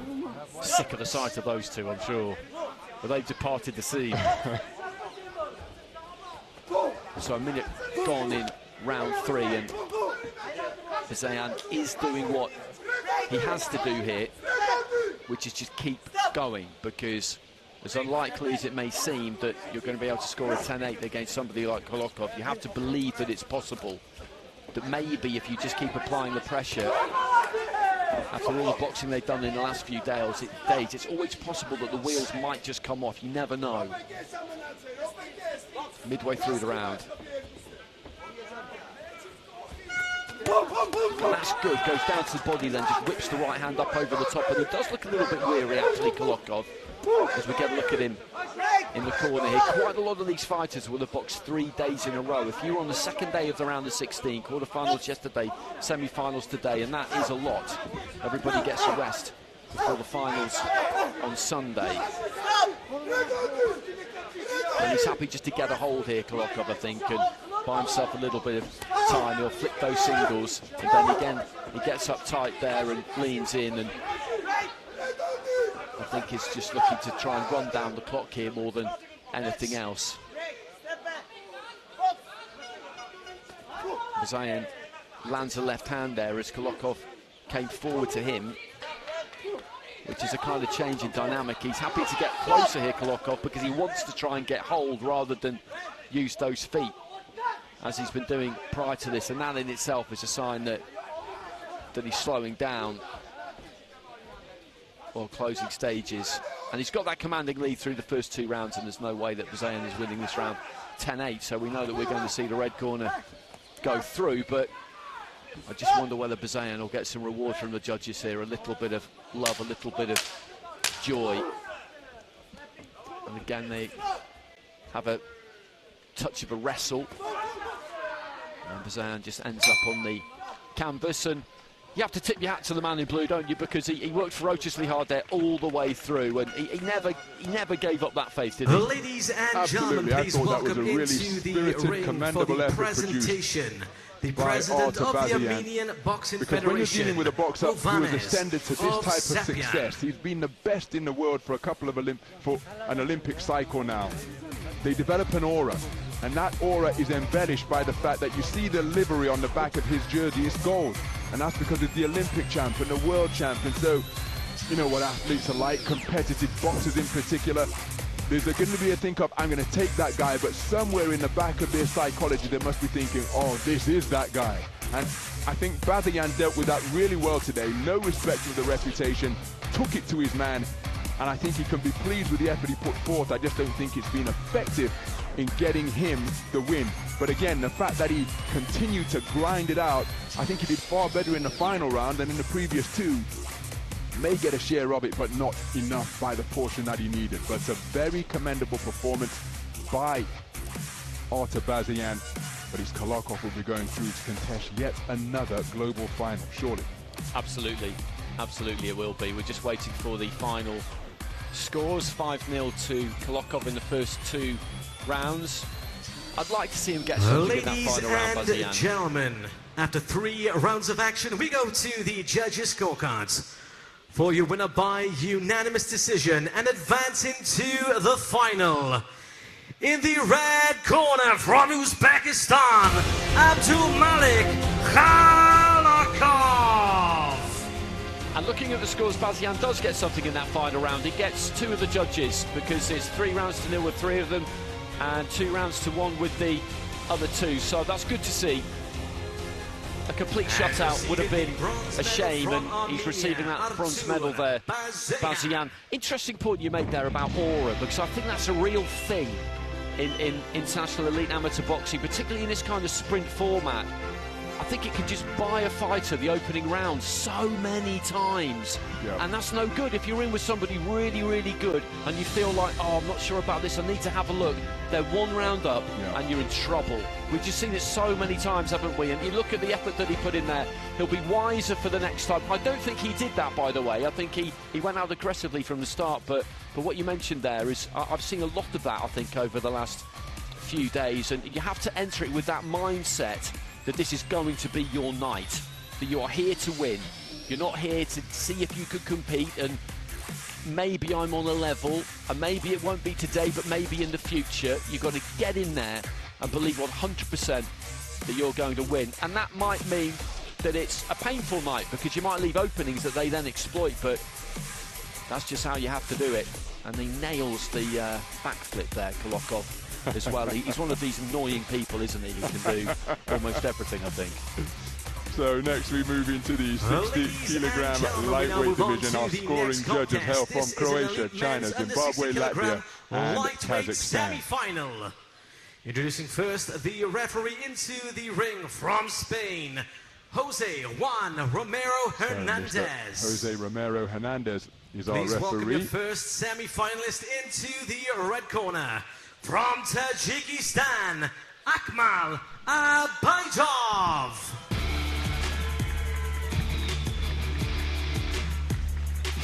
So, approaching the boxing ring with something of a jog is Tajikistan's Akmal Ubaidov, the tournament #3 seed, the reigning Asian champion. 3-0 in the IBA professional ranks. He's had a magnificent tournament here. had a bye in the round of 64 for a third round stoppage over Mehdi Sahat in the round of 32 at the quarter-final stage. Serik Temirtas, including decking the estimable Kazakh operator with a left hook in the second round. He missed the right hand that he launched. The left hook was right on the button and sent Temirtas tottering backwards onto the canvas. But here comes Shumkov, the tournament number 2 seed, a bronze medalist from Tashkent, Uzbekistan 2 years ago, comes in as the reigning European champion from the edition in Belgrade last year. One of the best 3-round boxers in the world. He's been a magnificent tournament so far. We take a closer look at Ubaidov, from Croatia, and there is Shumkov, a man on a mission. Latvia and Artur de Silva, who began his contest tournament in the round of 64. Artur de Silva was quicker than all the opponents that he faced, and yet when he came up against Shumkov, you could almost see his mind thinking, okay, this guy's got me in the speed department, I've got to try and do something different. Terrific boxer is Artur de Silva, 12-time medalist in the Brazilian Championships, but after starting in a round of 64, his tournament coming to an end at the quarters, and Shumkov has been very efficient over in Ring B to progress here through to yet another World Championship semi-final. So we're underway then. And the people, the brains trust, who put together the things such as seedings and bracketology, well, they've got this one right, because in the bottom of the 60-kilogram lightweight draw, it is the number 3 seed, the man wearing red, Akmal Ubaidov, the reigning Asian champion, facing off against the number 2 seed and reigning European champion, that is Zhevolod Shumkov, looking to improve on the bronze medal that he won in Tashkent 2023. And this, a battle between 2 continental kings, 2 of the very best in the world, and it promises to be an absolute cracker. So Shumkov, wearing blue, representing Russia, just bobbing and weaving on the edge of range, drawing forwards, carrying his feet with him, but not fully committing to the jab, as you see him switch to the southpaw stance, Ubaidov. And the thinking and the feinting, which has to be convincing, remember, one has the sense that is going to be really crucial in this contest. Ubaidov continuing to switch.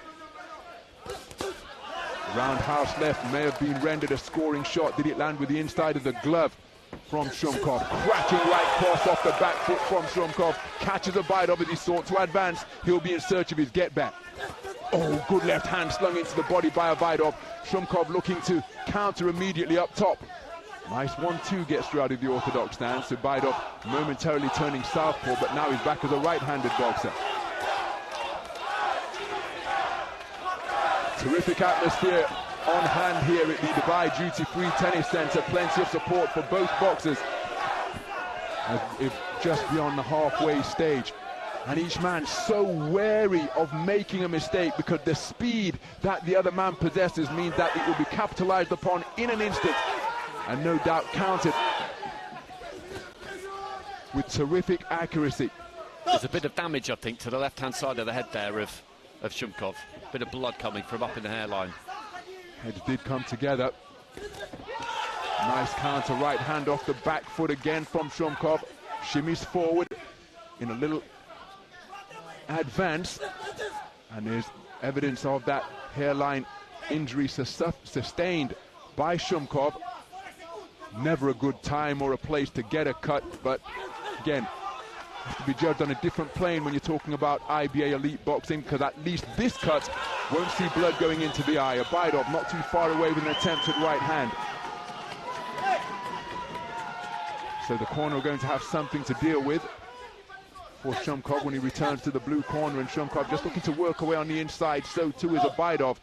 Bit of a grapple ensues, forcing the intervention of the referee. Right hand wasn't too far away, and it's getting really physical on the inside. There's a clean pot shot with the left by Shumkov. And what I thought was going to be a sharp shooting counter-punching display ended up being a bit of a wrestling match. Yeah, it did, didn't it? It was quite interesting, that, because the first half of the round, it didn't look like it was going to head down that road, and then the second half of the round, they got up tight, they got a hold of each other a little bit more. Shumkov landed some good shots there right to the end of the round. He had that strong right hand around about the midway stage as well, but neither one of them really managed to lock onto the other one, particularly at any given stage there, and there is that just little bit of damage, which I don't think is going to be of any significance. It would have to be really deep and basically just not stop bleeding at all for the doctor to be concerned about it. But that left hook we just saw there from Shumkov, perhaps the type of quality cameo that would be enough to give him the round. I think he had more of than Ubaidov enjoyed over the course of the first 3 minutes. I would say so, probably, and you look at the scorecards there, and it's 5-0 in favour of the Russian fighter, and it's fine margins in a round where there's not much to pick between them, a couple of clean shots, and that's all it can really take. So as we move into the second round, Akmal Ubaidov was certainly in the opening 3 minutes, but he hasn't taken it for any of the 5 scoring judges. He just retreating to the perimeter of the boxing ring. And again, another headlock ensues. An attempted right hand, left hook. That was the combination he scored the knockdown with against Temirtas yesterday. Missed with the right hand, and the left hook came through and caught the Kazakh boxer and sent Temirtas scuttling across the canvas before colliding with the corner post.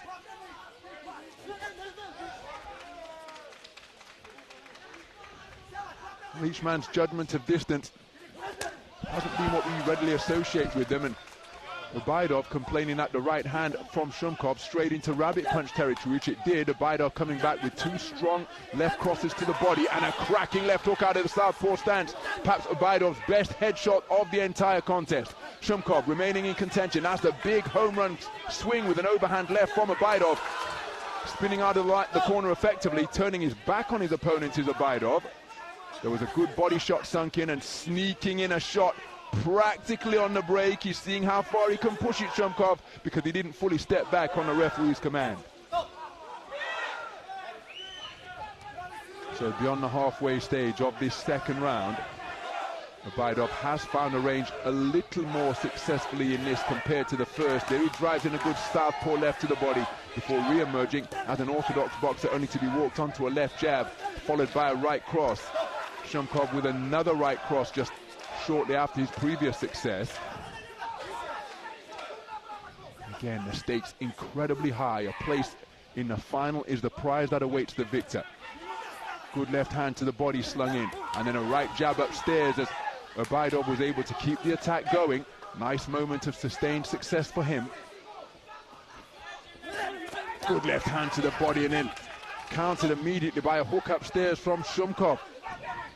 So the boxers are finding their range with a little more consistency now and beginning to put some leverage onto their punches. Left hand to the body scored from Ubaidov after the lead right hand was inaccurate.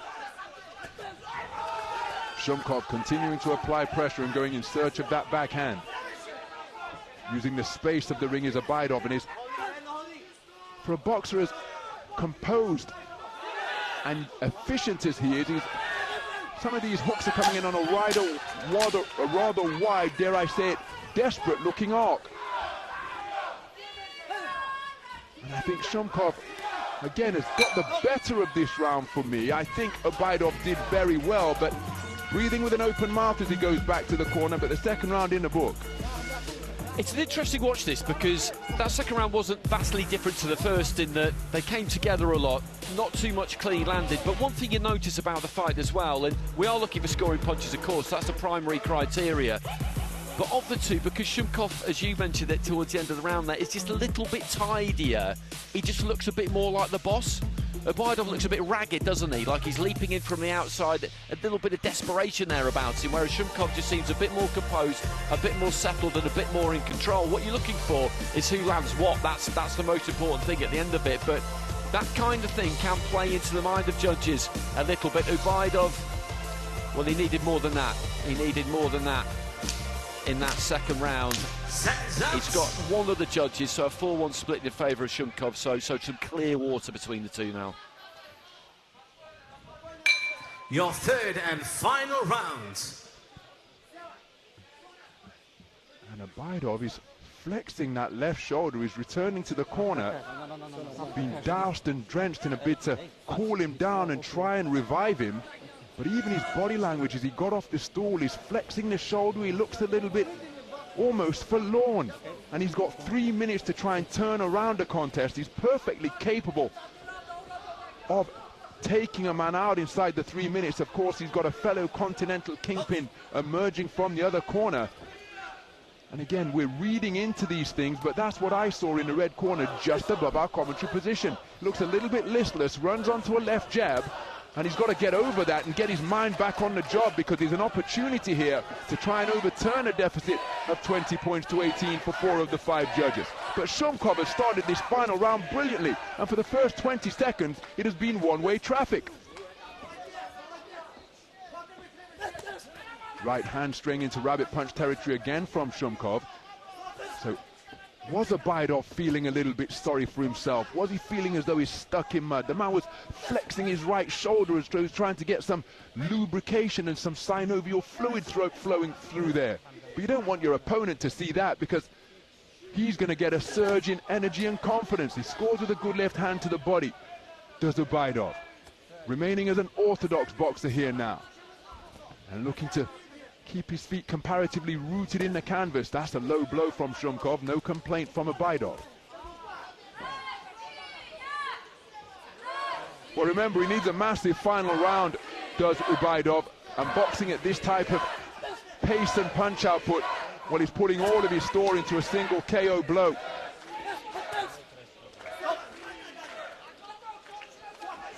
Because we're approaching the halfway stage, and Ubaidov has done very little of note.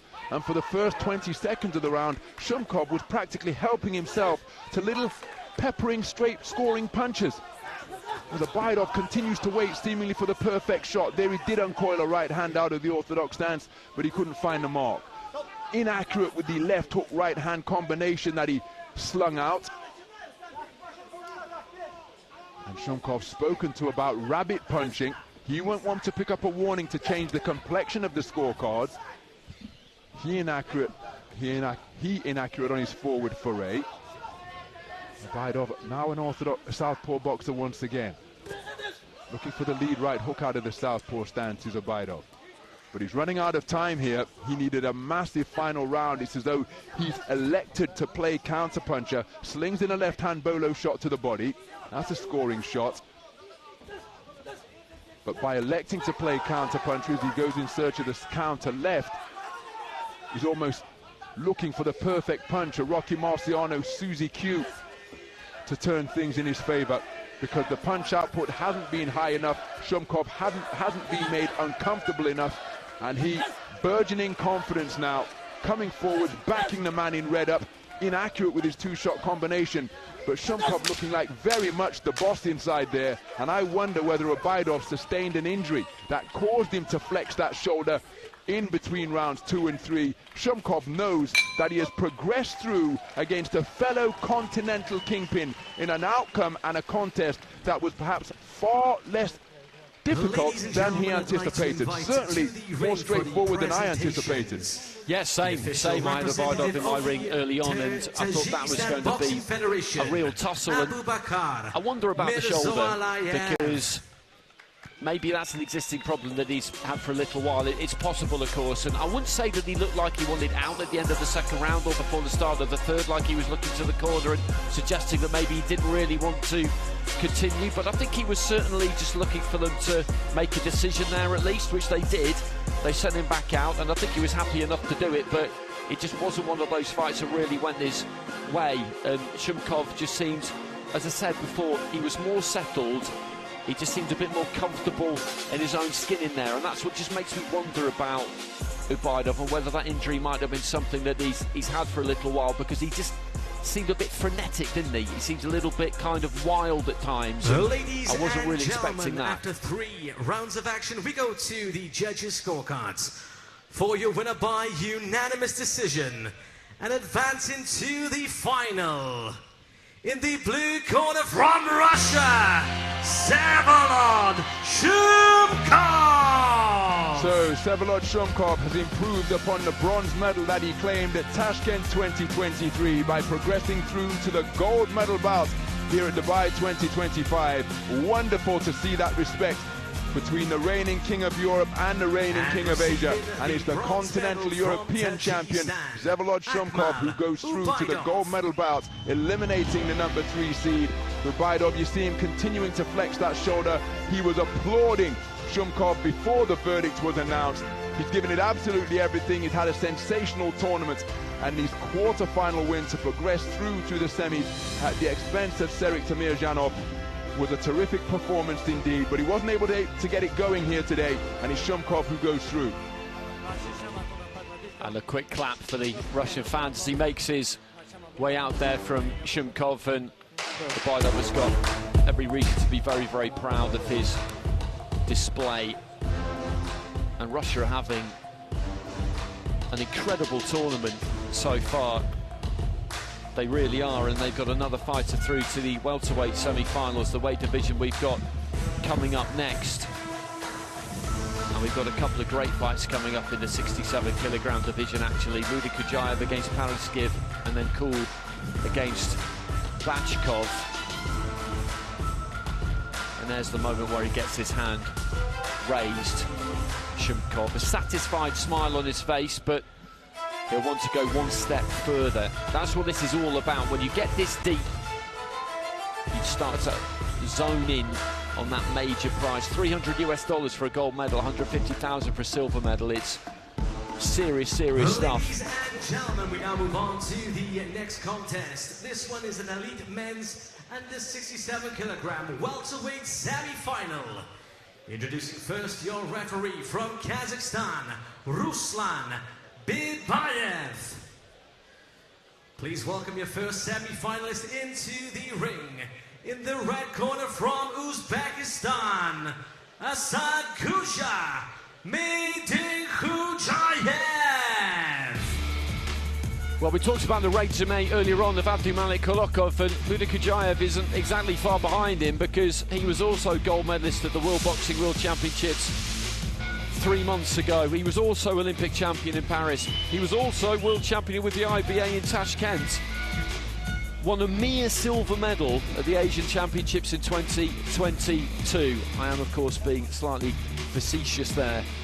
And he's had 3 wins so far. Rashid Williams, Armen Masikarian, and then he produced a good performance against Sanatali Toltayev of Kazakhstan to get through in the quarterfinals. I've seen some good performances from Moldovan fighters in this competition so far. He's got good experience, Parashiv, a silver medal at the Euros in 2024. He's been in this system, this elite level system, for a long time. He went to World Juniors, World Youths, under 22s. This is his 3rd World Championship, and he produced a thunderous knockout in his previous fight against Bahadur of Uganda. Left cross, right hook. The left cross just kind of stood him up slightly, and the right hook came siding in, and down he went. And also wins against Praveen Kumar and Jandos Ashkar.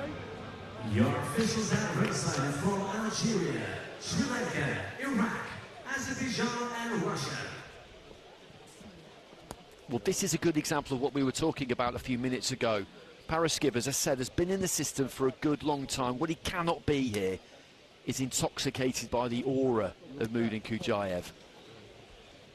This is your shot, this is your opportunity. You've got to go out from the first bell with a plan, try and execute that plan, and go into this fight meaning and expecting. That's the difference. You come in expectation, not in hope that you can get this done. He's in the blue, Muydinkhujaev in the red.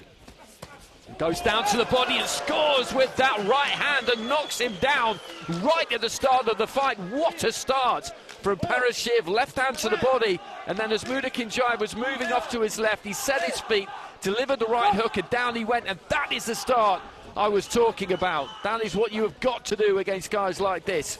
Now, can he build on that?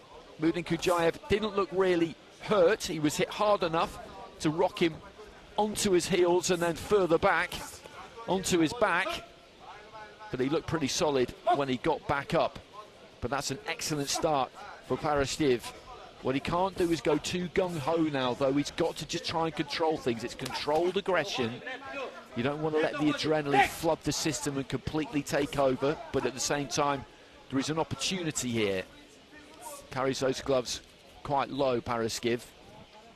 Muydinkhujaev maybe just a little bit wary. He was moving onto the shot, and that was why it kind of doubled the impact. Paraskiv trying to get that jab going if he can. Little feint with the front foot. Muydinkhujaev seeing if he can find his range with his own jabs. Not quite yet. He's got that long reach. They swap lead hands there.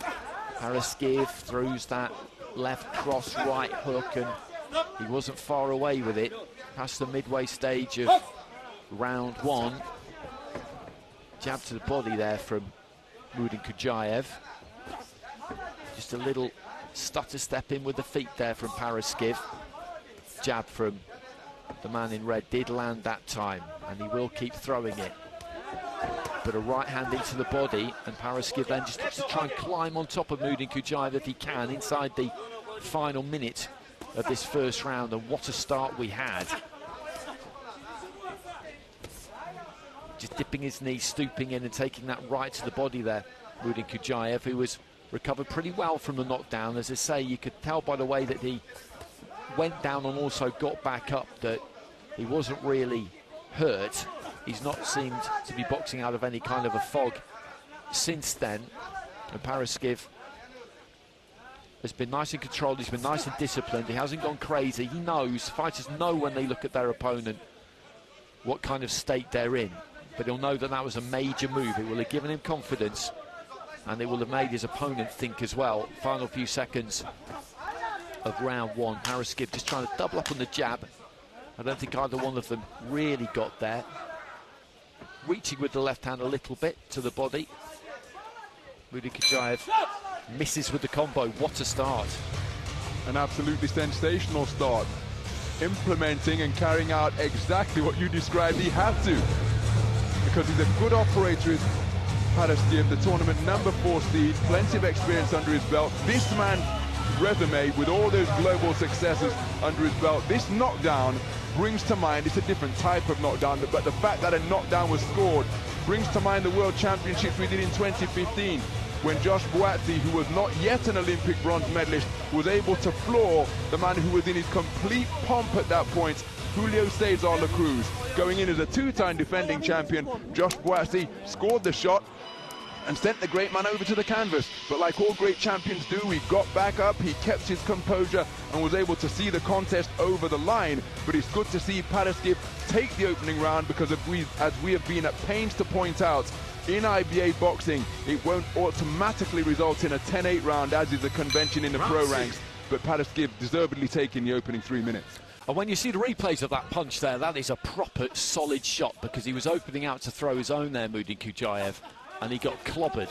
But as I said, as he clattered into the ropes, he put his right arm out, so he knew what was happening, he knew what was going on, but it certainly more than got his attention. And Paraskiv now has got to try and build on this. Muydinkhujaev has come out quick and snappy at the start of round two, because he will strongly suspect that he didn't win that opening round, and he needs to take this second, or he's got an awful lot to do in the third.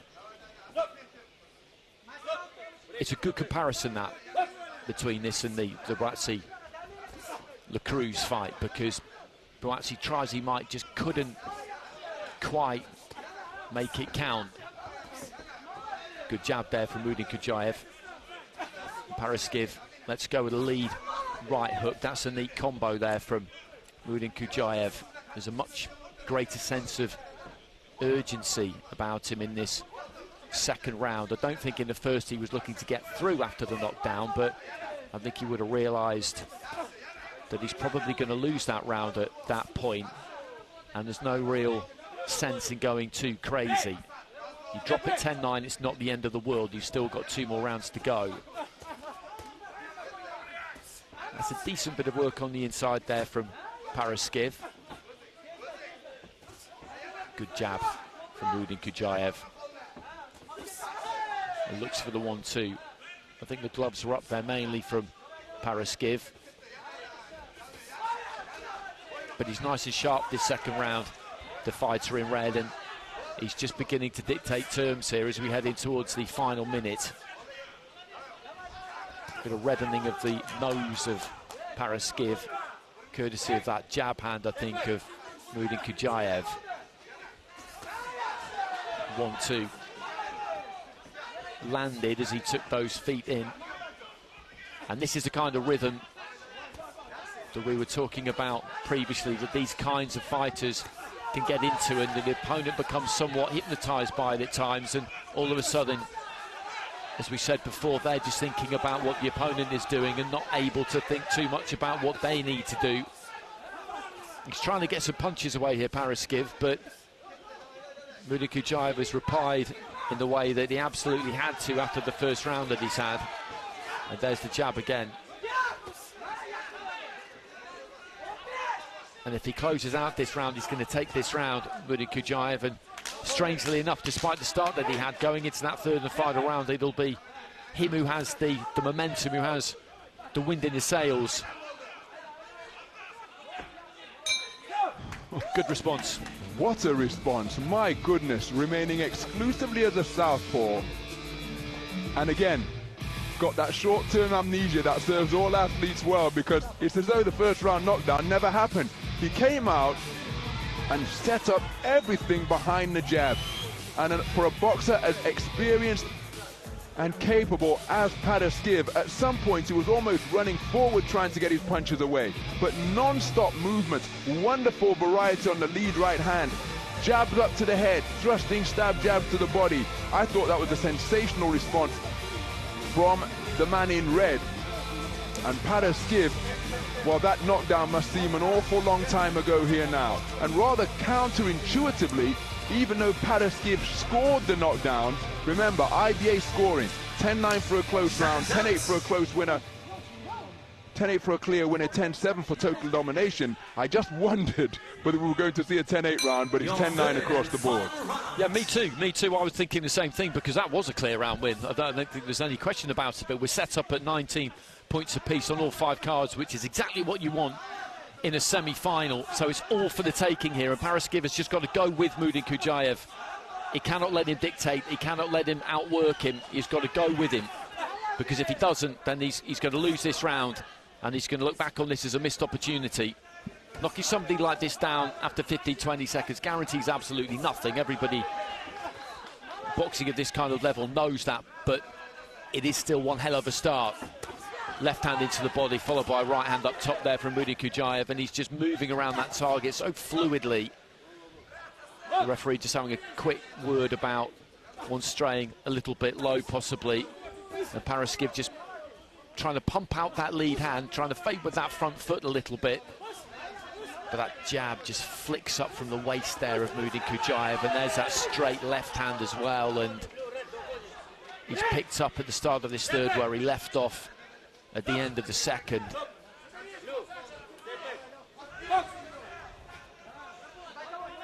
Just wheels away, lifting that back leg off the floor as he spins around that front foot. And again, just pops the jab. Paraskiv trying to reply with a left hand. But this is difficult for him, because this is a man with a pretty exceptional skill set. He had to pick himself up off the floor, and that's not something he'll have experienced all that many times. But that response in the second round and the way that he's boxing in this third round is just showing everybody the kind of class and the quality that he's got.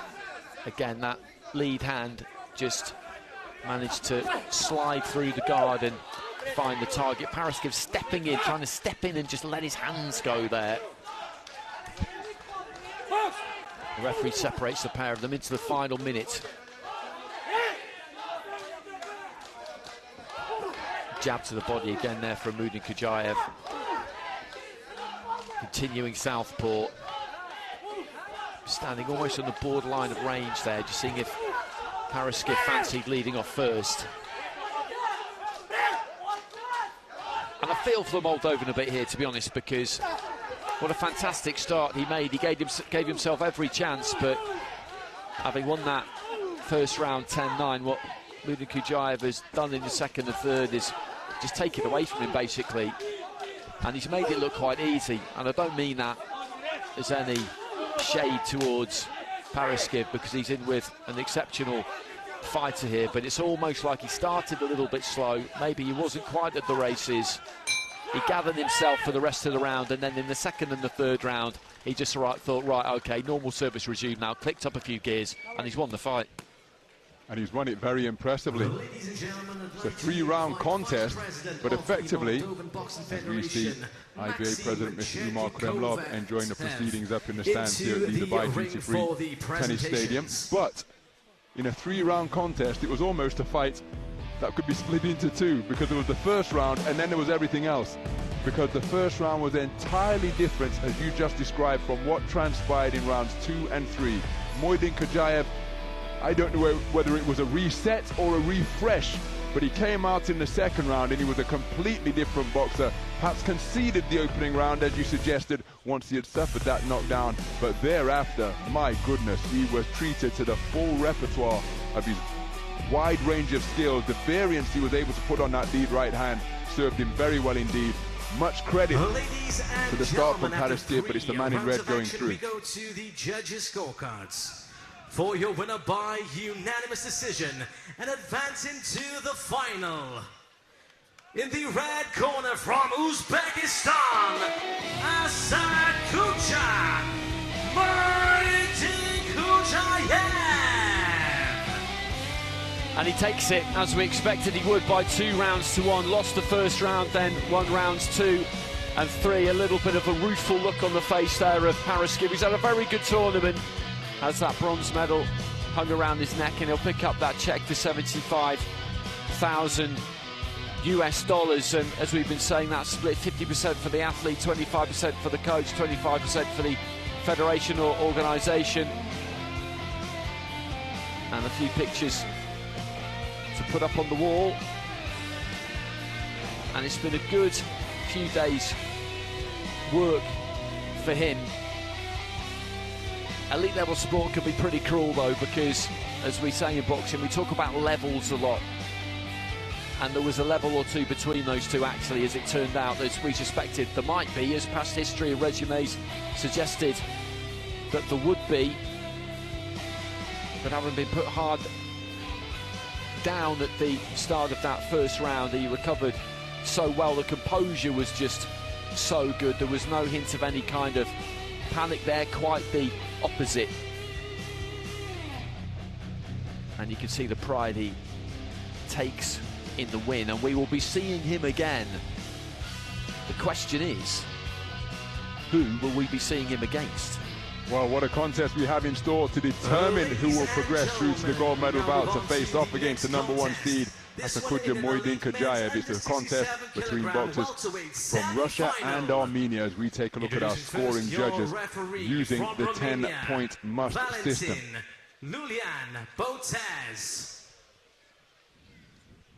Please welcome firstly into the red corner, representing Russia, Yevgeny Kool. So, bouncing his way into the Dubai Duty-Free Tennis Stadium here is the #6 seed, Yevgeny Kool, 2021 national champion, competed in the global event that year as well at 67 kilograms. Here in Ring A, he beat Kabawaka Pathmasri of Sri Lanka with a devastating first round stoppage in Ring A.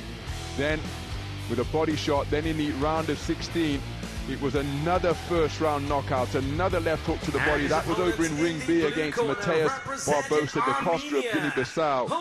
And then in the quarterfinal, it was Ramanov outpointed in a dominant display, giving 3 counts, including decking his opponent with a southpaw left hook in the round, in the opening round. But approaching the ring for yet another bronze medal bout is Armenia's Havanes Bachkov. He's now got 4 consecutive medals, make it 5, excuse me, because it's 4 consecutive bronzes between 2017 and 2023. And the Armenian maestro taking up residence over in the blue corner. This promises to be a really intriguing encounter. You can see there's a disparity in height, because Havanes Bachkov, those 4 consecutive world 4 consecutive World Championship medals came down at light welterweight. Best in the continent, having claimed 2 European golds in 2017 and 2022. Competing up at welterweight for the first time, and he's facing off against the sharp-shooting southpaw, the shaven-headed number 6 seed, Yevgeny Kool of Russia. Bachkov of Armenia wearing blue, tucking up behind that familiar high-held guard, and we've got completely contrasting statures and styles, demonstrating the sweet science of boxing here at the Dubai Duty-Free Tennis Center. The compact, muscular figure of Habanis Bachkov looking to creep his way forwards. The sharp-shooting, dynamic, loose-limbed southpaw Yevgeny Kool wearing red. Can Bachkov quicken his feet enough to close the gap? That is his hallmark, and now he's looking to get his man where he wants him. Lands a shot to the hip of Kool. Illegal, of course, but body punchers will often let their shots go around the hips of opponents to try and slow down their fleet-footed movements. That's what Kool is demonstrating so far. Wonderful lead right jab, just jolting the head backwards of Habanis Bachkov. He's desperately trying to quicken his feet, but hasn't yet closed the gap consistently enough or for long enough to unload his own offense. There's a single right hand to the body from Bachkov. Good left hook downstairs from the southpaw in red. And did you see how defensively responsible Kool was, just moving those elbows around his torso to ward off the incoming fire, and using that lead right hand beautifully, taking the power off it, but he's snapping it out from near the edge of its range to just keep it in the face of Bachkov in a bid to blind him and pile up the points as well. Good left hook to the body, and that is the shot that Kool has taken out 2 opponents inside the distance with here at Dubai 2025. But Bachkov, as tough as they come, because almost by definition as he gets through with a good right hand to the chest plate. If you're going to operate the way Bachkov does, you saw how effective his gloves and forearms were there. Good left hook to the body from Bachkov as he's beginning to get closer. And so far, this is turning out to be a contest or a performance typical of Bachkov, because he's getting closer to Kool now, and he's shoved in a couple of punches to the midsection.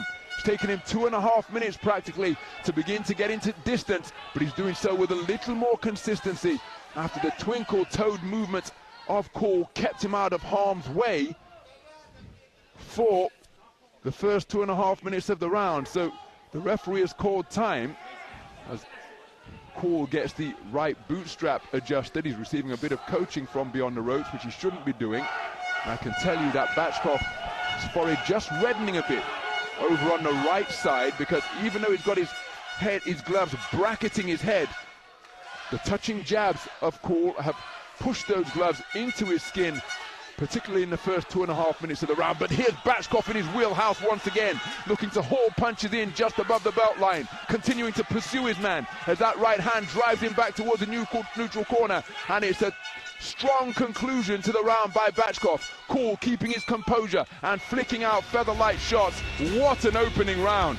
Really, really good round, and this is set up so well now, because it's that clash of styles that we were talking about. You know that Kool's going to need to throw that jab really effectively, as you described. You know that he's going to need to box off the back foot at times, but you know that Bachkov will just keep coming. He won't be bothered about giving up the first minute, the first 2 minutes, even the first 2.5 minutes. He just wants to get out of that first round feeling like he's got to you, even if it's just a little bit, because then he can take that back to the corner with him. And towards the end of the round there, he definitely got to Yevgeny Kool. I would say Kool won the first 2 minutes, maybe 2 minutes 10 seconds of that round. But then Bachkov really got going towards the end, and the scoring is interesting there. A split. Yevgeny Kool has got it by 3 judges to 2, but that late surge from Bachkov, that's where he nicks a couple of those scorecards, and he'll be confident now he can turn it his way. He's going to have to really dig in Kool here, isn't he? Round 2. So we move into the second round. Yevgeny Kool, the tournament number 6 seed, taking the opening round on a 3-2 split, but the 2 scores earned by Bachkov, perhaps putting the momentum in his favor, if that's not an oxymoron, because he ended the round in really strong fashion. But the minute interval can see A boxer who's in shape see their energy levels return back to optimal, and Kool is beginning the second round with the darting movement laterally left and right that he began the contest with. Now, from our estimation here ringside, it was about 2 minutes 20 when Bachkov began to get closer on a consistent basis. Both men going for hooks. Bachkov looking for the left hook upstairs. How long will Kool be able to keep this movement around the boxing ring going for? He takes a left hand over the top and a right hand to the body, just holding his feet and peppering his man with combination punches. Brilliant opening of Hovhannes Bachkov, but Bachkov remaining committed to his pursuit, and now he's got Kool against the ropes. Bit of a takedown move, unintentional, but we're at the halfway stage, and it's been a very dynamic and effective first half of the round for Yevgeny Kool. Boxing off the back foot as Bachkov slings in an overhand right, couldn't quite find a range with it, but he was right on the target with that right hand to the belt line. Kool claiming his man and preventing him from working. That's not a tactic we saw from him in the second round, and perhaps he was instructed to add that to his repertoire. A beautiful work to the body, that one demonstrably low. It doubled over Yevgeny Kool. He's back on his toes, flicking out a right jab, but continuing his unrelenting advance is Hovhannes Bachkov. But Kool doing a good job here, turning the tables, cuffing his man around the head, pivoting around the pocket, but then he got tagged by a single shot, and here comes Bachkov once again. But look at Kool entwine arms and cling on desperately, resulting in him being taken down to the canvas. Clock-killing tactics though, because it forces the intervention of the ref, and that means Bachkov has got to reset and come again, but he's done exactly that, as the movements of Kool just slowing as it did at around the same point in the opening round. But Kool is doing a better job spoiling and preventing Bachkov from working, and that means that Bachkov has to begin his task to get inside all over again, and he's done exactly that. But look at Kool claim his man, tie him up to prevent him from working away. Bachkov living inside his jersey once again. Kool escapes laterally to his right, but Bachkov got his man where he wants him, and Kool looking to dig in body shots underneath. Kool wilting at the waist below the belt line, that illegal of course.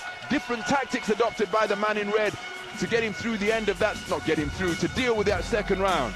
It's such a good fight this. It's really, really interesting to watch, because I thought Kool did a good job, as you described there, of turning around the front foot, of getting a hold of his man, of just doing whatever he needed to do basically just to stay away from him for long enough. Bachkov just keeps the faith, keeps moving forward. I do look at him sometimes and I wonder, how is he able to bring this level of heat compared to other people? And it is the upper body movement, but I think a lot of it is this sheer physical strength. He's able to just soak up punches and keep coming forward. And what would have happened in the second round there against somebody else is that he would have banged away to the body, the feet would have slowed down, and all of a sudden he's on top of his opponent and he's just bashing them up. But that wasn't what happened. That wasn't what happened. That was impressive from Kool, but again, scoring-wise, I'm expecting something similar to that first round, and it's exactly the same. It's literally exactly the same, I think. Yes, it is. And so, from Evgeny Kool's perspective, by taking the first round 3-2, the second round 3-2, the distribution of scores is identical, because sometimes when that happens, 3-2 scores the same way, the distribution of scores can give us 19 scorecards to make things interesting. But the way the scores have been tallied, we have 20 points to 18, 3 times for Evgeny Kool, the number 6 seed wearing red, and 2 scores of 20-18 for Bachkov. That means Bachkov needs a massive final round to overturn the 20 points to 18 deficit that he faces for the majority of the judges. And Kool did an outstanding job darting around the ring for over 2 minutes of the second round, and then when his feet did begin to slow, he did a much better job in the second of spoiling and preventing Bachkov from working. Now Bachkov, this is where he wants to be, lets his hands go, Kool disengages, but retreats to the ropes and comes square on to invite pressure. He's trying to bob and weave and evade some of these punches, but Bachkov will just perform as though he's trying to chop down a tree. But from his perspective, as Kool with a little burst of shoe shine punches, he hasn't got much time left in which to chop the tree down, because he's got that massive deficit to overcome. He's a power puncher, but he's more of an attritional puncher, not necessarily known for taking out opponents inside the distance with single shots, but he can take them down with his unrelenting pressure.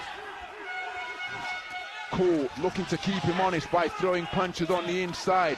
Bachkov trying to bob and weave his way into short range, but look at Kool attempt to tie the man up and then work with him, not presenting a space for Bachkov to find a home for his punches.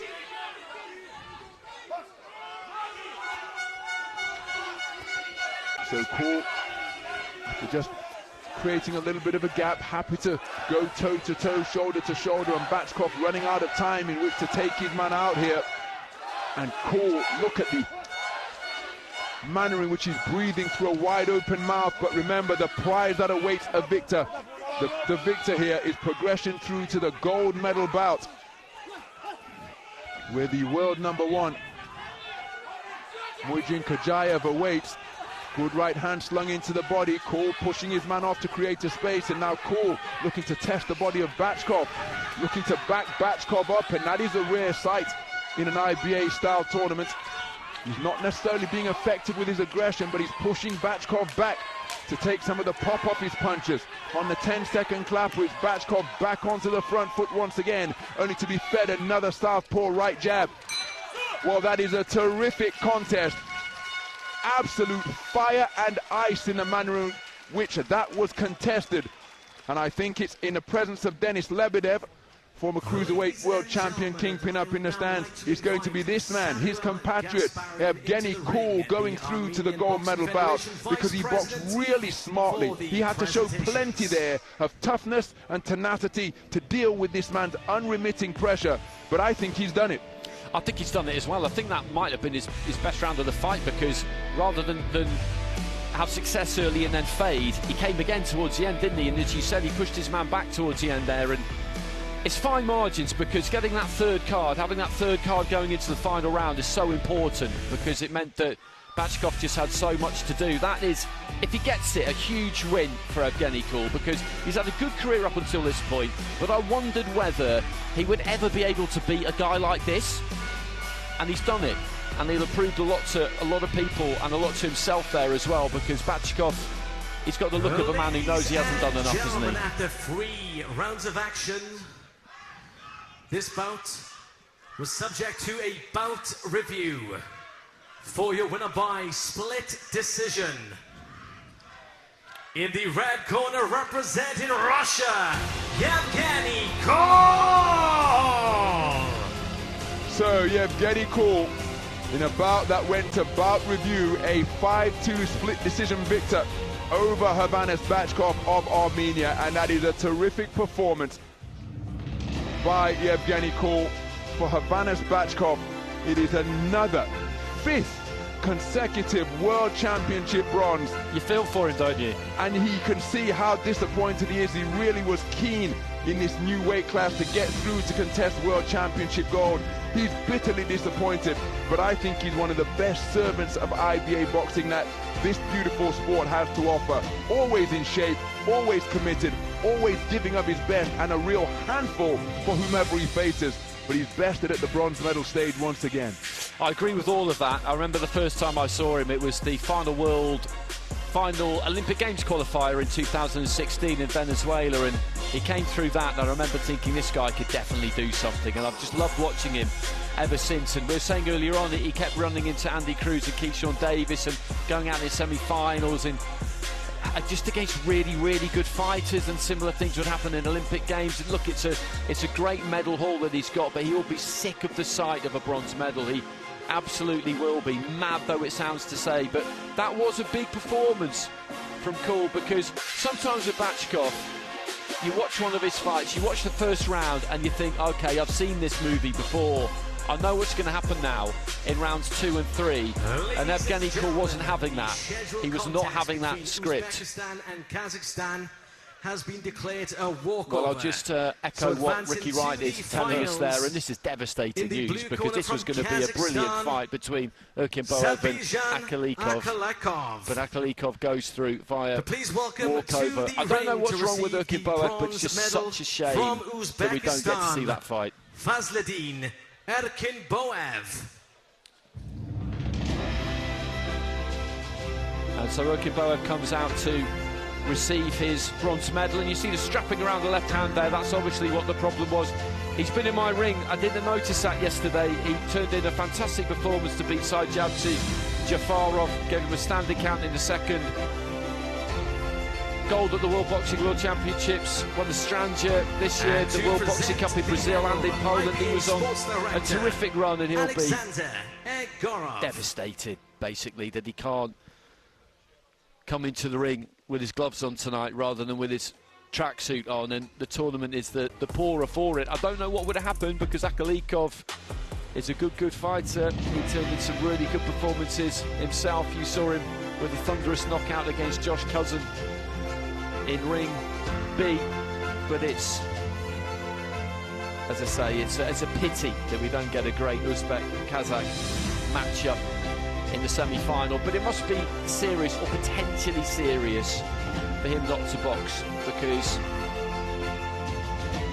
I'm sure if there was any way that he could have, then he would, but the doctors must have had a look at it and just said to him, listen, if you fight with that, you can make this injury significantly worse and you could be out for a long period, and you're a young man, there's plenty more to come. There'll be another World Championships in a couple of years. Let's be sensible about this. And he won't have liked it, Ron. He'll have railed against it behind the scenes, I'm sure. But sometimes you just have to do what you're told, don't you? And more pertinently, perhaps, or just as important, is that boxers sometimes need to be saved from themselves, because left to his own devices, irrespective of the prize money, he will have fancied himself to go out there and do a job even with one hand. He has some outrageous points from boxers over the years when they clearly shouldn't be boxing, but so keen are they to box. That is why they need that support team you just alluded referee from Moldova. So we already know who's through to the gold medal bout. It is Azerbaijan Akkalykov of Kazakhstan, semi-finalist into the who will be red going corner. to meet him in our From next Russia, contest between boxers from Ismail Russia and Mali. Mutsalgov. Well, here comes Ismail Mutsalgov, who has been really impressive during the course of this tournament, and applying a round of 64. Unanimous point decision winner over Viacheslav of Greece. In a round of 16, he beat David Schleifer on a unanimous point decision verdict when the German suffered a leg injury in round number 3, and then at the quarter-final stage, Alan Perry of Scotland was given a variety of southpaw left hands to the body and 8 points in round 3. In a contest where Mutsalgov flowed very effectively indeed to beat the Scottish national champion. Well, approaching the boxing ring is the 2024 African Championship bronze medalist at 75 kilogram middleweight, and he has been sensational here. Began his tournament in the round of 64 with a 4-3 victory over Vinny Mandir of IBA England, after Mandir won round 1 and round 2, and then in a round of 32 he stopped Malachi Katania of Australia with his non-stop educated pressure. We take a closer look at the 23-year-old Mutsalgov in the red corner, and then in a round of 16 against Mamedov of Sri Lanka, it was another contest where this man, Jabril Traore, lost the first 2 rounds, but after being pushed back in the first round by Usaid, he gave so much to carry out that tactic that he practically had nothing left in the second round and fought this man's fight for rounds 2 and 3, and it was the man from Mali who prevailed on a unanimous decision. And then Sergio Martinez of Spain in the quarterfinals looked to go toe-to-toe with Traore, backed him up at times, but his efforts were so forceful that he spat his mouthpiece out 3 times, got Dr. Point, and that sealed his fate. Martinez beaten on a unanimous point decision in a toe-to-toe battle, but this a contest between the front foot pressure of the man in blue, Jabril Traore of Mali, and the wonderful flow state boxing that Mutsalgov, the number 6 seed, can produce at his best. Traore looks to get over that front foot, get into short and mid-range, and just let attritional punches go in a bid to take over contest in the third and final round. Whereas Mutsolgov possesses that loose limb style, looking like a smaller version of Dmitry Bivol at times. Very effective boxer is Mutsolgov, and that left hand out of the southpaw stance to the body is a really prominent punch in his repertoire.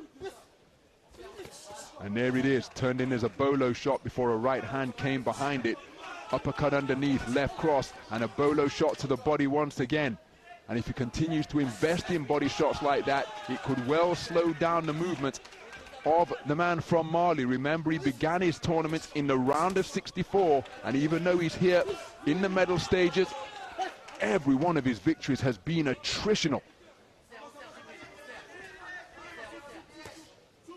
Left cross not too far away from Mutsolgov, and he's taking good advantage of his greater length, height and reach. Adopting the cross-arm guard a few moments ago was Traore. He scored with a thrusting right cross to the body, and with the arms covering the torso, the right jab came upstairs. And because the punches are coming from the belt line, they could be from out of the line of sight of Traore, who's looking to rumble and roll his way to the inside to let bent-arm punches go to the torso of his opponent, but he's not been able to get there. And Mutsolgov doing an outstanding job maintaining the gap, spinning around the line, and there's another bolo backhand beneath the elbows of Traore. But remember, in 2 instances here at Dubai 2025, he has lost the first 2 rounds in his 4 victories, and has still prevailed, because make no mistake, he's going to come knocking on the door in the third and final round and see what you have left. Double jab set up the right cross, which I think did get through to the body of Mutsolgov. And Mutsolgov doing an outstanding job maintaining the gap, feeds his opponent a right jab, left cross. Traore had success, but the final word coming from Mutsolgov as he spun out of the corner. And he's controlling the tempo very effectively indeed. Look at that right jab, left cross, which sent Traore tottering backwards a few moments ago. Traore gets in with a right hand to the body, but just spinning off the ropes and back to the space of ring center with the gap between him, and extending another right jab, left cross, left hand bolo shot to the body is Mutsolgov. Brilliant round of boxing to nullify the attempted pressure of Traore. I've never seen him live before this competition, but he is really, really good, as you just said there, because he can do a bit of everything. He's tall and kind of spidery, and he does use that reach every now and again when he chooses to, but he splits that stance quite wide, so he's got a strong base to punch from. You can see it there as he just pumps out that 1-2, but he can also just turn around that front foot. Ideally, we'll get a good example of it here, and what it means is that if you've got someone who's trying to get on him, he just keeps them moving and keeps them turning, and they're never really set, and when they're trying to set, he's hitting them. And he's happy to dig his toes in at close distance as well and work you over. So, as you said, he's not going to be panicking about not winning the first round there, Traore, but that's a comprehensive first round defeat. And I don't think that was 10-8 territory, but it wasn't a million miles away, because Mutsolgov just lets his hands go, and he doesn't miss with much, does he? Certainly doesn't. Round 2. Unerring accuracy from the southpaw shot of Ismail Mutsolgov. And so, having conceded the first round, which has happened before here at Dubai 2025, but not in a manner such as that, because he's been over in Ring B. Traore, I've commentated on all of his contests, and now he's trying to quicken up the feet and pick up the tempo, but Mutsolgov keeping his composure and just continuing to circle around his man. And look at that, Traore launching hooks, only to find his opponent has ghosted away. But Traore, as is his wont, as he takes another left-hand bolo shot to the body. Traore does get close with a burst of punches downstairs, but Traore elects to remain on his feet in between rounds. Takes a left cross. That just stops his forward advance. And the contests that he's had so far have been so attritional, and as mentioned, some of the opponents have given so much to hang. Oh my goodness. Well, he's been docked a point for failing to keep his head up, but that's how the man boxes. He's a shorter boxer. He looks to exacerbate that disparity in height, to give the opponent nothing to hit, and yet in trying to employ that tactic and get down low to present a smaller target, he's been docked a point, which means he's going to have to try and stand up straight now, and then he's going to get run onto straight shots like that. So Traore's got real problems here. I really feel for the man. That's crazy from the referee there, I think. My goodness, because yeah, some of the very best in the business, that is what they do. Does anybody do it better than Hassan Boyduzmatov? Invariably smaller, shorter than everybody he faces. He dips down at the knees, sticks his glutes backwards, and all you can see are gloves and forearms. Traore was looking to do the same, as evidenced there on that dip and on that roll, and he's been penalised for it. But back to the boxing with a minute remaining. Traore's been docked a point for his not keeping his head up, and that just adds to the difficulties that he's facing here. So this is where normally Traore seeks to come on strong, and you can see that Mutsalgov just initiating a few more clinches, slings in a left hook to the body because he's been expending an awful lot of energy. He hasn't been skitting around the boxing ring, as he's spoken to again in really forceful terms. And now Traore, this is where he begins to bring the heat and seek to apply more front foot pressure. And Mutsalgov holding his feet, and now Traore will feel that he's got him right where he wants him. But how discouraged will he have been by having that point taken away from him, from trying to utilize and implement part of his strategy that is such an integral part of his boxing. Right hand over the top, not too far away from Traore, and just breathing through an open mouth and a little less fluid with his movement now, but he did end the round with a good one too, is Mutsalgov. But that point deduction. Yeah, the point deductions, I think, going to make it basically impossible for him in the third and final round, because Mutsalgov again did some good work in that round. He let his hands go. He was looking a little bit tired towards the end of the round because he's being made to work hard, but the style that Traore's get is a perfectly normal, acceptable style. As you say, he looks to bob and weave and get his way onto the inside. He'll dip those knees to try and just drop his height, so he's not just dipping his head and coming steaming in, bringing in the head low. He's not flinging himself in recklessly from the outside with his feet not underneath him and therefore not in control of what's happening with his head. And for the referee just to take a point there, well, that's just taking the win completely and utterly out of his sails. I think Mutsalgov is going to prove to be too much for him. He'll just have to go hell for leather in this final round now, Traore, and see what happens. But like you, I can't find myself agreeing with that from the ref. It was harsh. So as we move into the third and final round, Ismail Mutsalgov has boxed very efficiently, setting out his stall in the opening round. He was effective in the second. Jabril Traore did get closer, but prior to getting closer towards the end of round number 3, he was docked a point for not keeping his head up. But this is how the man has boxed all court tournament long. It's how he boxed to claim himself an African Continental bronze at the edition in Kinshasa, DR Congo, back in 2024. And exactly the tactics he uses, he lands a good right hook on the inside to claim a silver medal at the Eindhoven Box Cup in the summer. And yet it's been penalised here as he's run onto 2 stiff punches, right jab, left cross. And now you can see Traore not feeling as though he's being persecuted by the referee here, because he's being penalised for dipping his head, and he's saying that my guy's pushing down on the back of his neck. That's what he's saying to the referee, saying that Mutsalgov is preventing him from working.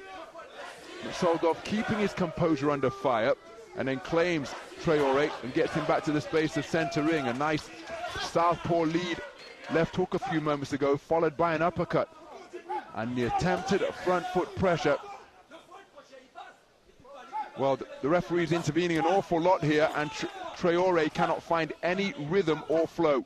And when you're a boxer of this nature, the late great Dwight Muhammad Karwi, Smoking Joe Frazier, guys who like to get over the front foot and rumble their way forwards, rhythm absolutely crucial. And if that keeps being interrupted by the third man in the ring, well, it makes their challenge even more difficult, because invariably boxers who apply this type of style are more compact than their opponent.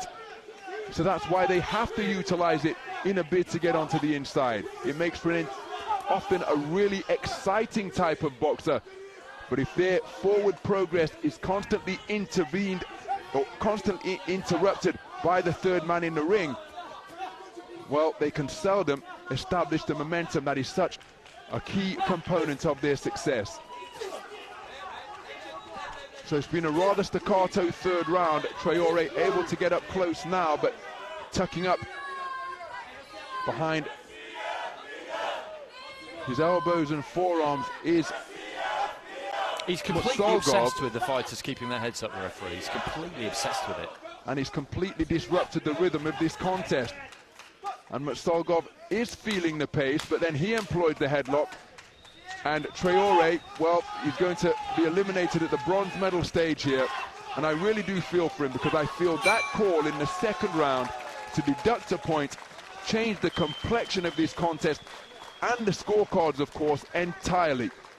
So Mutsalgov, a really good operator. I'm not suggesting that Traore would have got the better of him, but I think he would have been able to produce a more consistent effort had the ref not intervened to the extent that he did. So this man will be going home with championship bronze to add to the continental one that he won last year, and it will be Mutsalgov going through to contest world championship gold. And he's been really impressive, hasn't he? He's been really, really impressive. And he was again there because he's just got that great variety. He can do it at pretty much any distance, really. He can keep it on the outside. He's happy to dig his toes in and have it at mid-range. He's adept at just shoveling that left hand into the body just above the belt line. And he's an extremely tricky fighter to deal with. But I agree with you. Traore had the wind taken out of his sails. I think that's the best way to describe it. But had that not happened, I still feel like the fighter in red would have come out on top, because he is a clinical, very accurate, very cold, well-drilled kind of a fighter. Good to watch as well. Throws his hands, doesn't he? Ladies and gentlemen, after 3 rounds of action, your winner by unanimous decision and advancing to the finals. In the red corner from Russia, Ismail Mutsalgov! So Ismail Mutsalgov, all smiles as he is declared as the unanimous point decision victor over Jabril Traore of Mali. And he will go through to contest championship gold against the man from Kazakhstan, Sabirjan Akkalykov, who progressed to the gold medal bout on a walkover. Mr. Sasha Igorov, the sports director of the IBA, presenting the bronze medal and the check of $75,000 US, and that will continue to fund the federation, a reward for his coach. But this man is now in with a shot at not only the gold but $300,000 US. That is the prize for the winner, and he did so with a very efficient display. He really did. He really did. And you just look at him there, he's uptight there, but he's got that guard in place, and then just pecks away with that lead hand and manages to pull his feet back out. That makes himself difficult to find. So the demoralising thing that fighters have found being up against him is that wherever they've taken it, whatever kind of distance they've taken it to, whatever tactics they've tried to employ, he's had an answer for it. It would have been interesting to see what would have happened if Traore maybe been able to commit a little bit more, because I think the point probably did put something in the back of his mind. But that was an excellent performance from Mutsalgov. Really, really excellent. And now we go into the cruiserweight division. Referee from Uzbekistan. And we have Russia up against Georgia here. And now would you please welcome your first boxer into the ring. In the red corner from Russia, Sharabutin Atayev. Atayev, 26 years old. He's won gold medals at European Championships, at World Championships. That was in Tashkent, where he beat Lauren Alfonso, one of our other semi-finalists in the final. In terms of this tournament, he beat Andrei Kiryakov of Moldova by unanimous decision. Then Akmal John Isroilov of Uzbekistan. Unanimous decision again, but it was a hard fight. It was a good fight, and he was feeling it towards the end. And like a lot of these guys, he's had a lot of boxing in the last few days, and more than his opponent. And now would you please welcome his opponent into the blue corner, representing Georgia, Georgi Kushitashvili. And I say that because Kushitashvili had a knockout early in the first round against Erkin Adilbek Ulu in his fight in the round of 16. Caught him with a right hand around about the top of the head, I think. It just took everything away from him, and then had a unanimous decision win against Adriano Chiana of Angola, which was straightforward. So not as much would have been taken out of the tank, and he has got very good credentials himself. A Paris Olympian, a bronze medalist at the World Championships in 2023, a European gold the year before. Afghanistan, Tunisia, Romania and Kyrgyzstan.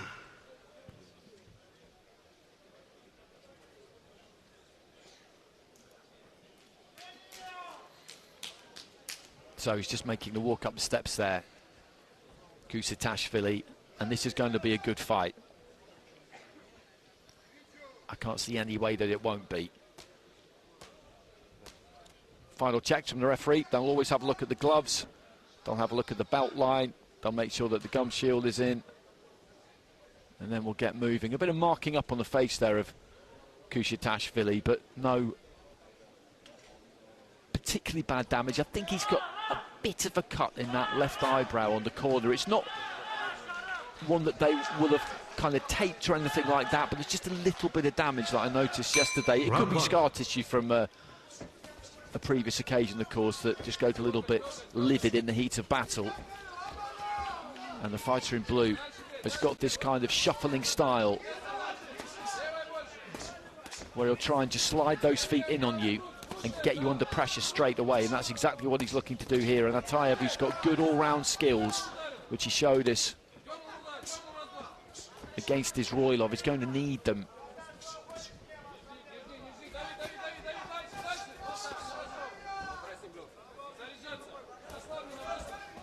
Looking for that right hand, Kushitashvili. He doesn't throw it very long, it doesn't travel all that far, but that's one of the reasons why it quite often just snakes its way through. This is good pressure from him, but Atayev at the minute just using the ropes, moving right, moving left.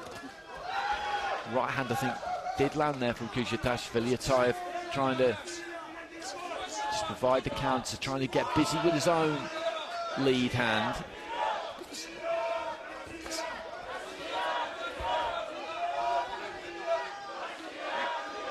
Referee in the end just steps in and breaks them.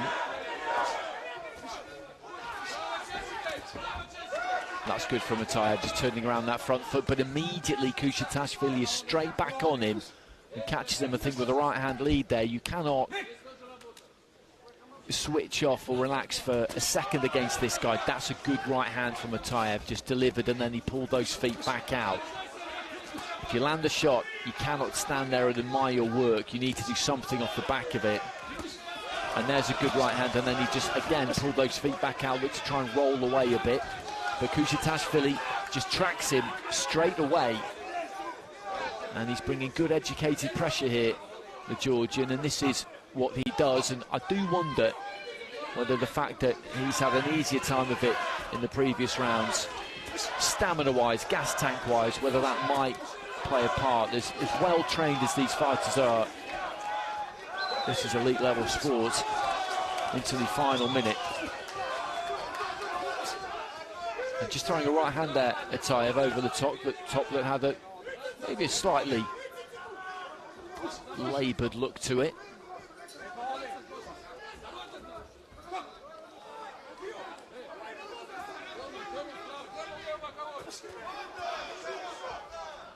Left uppercut on the inside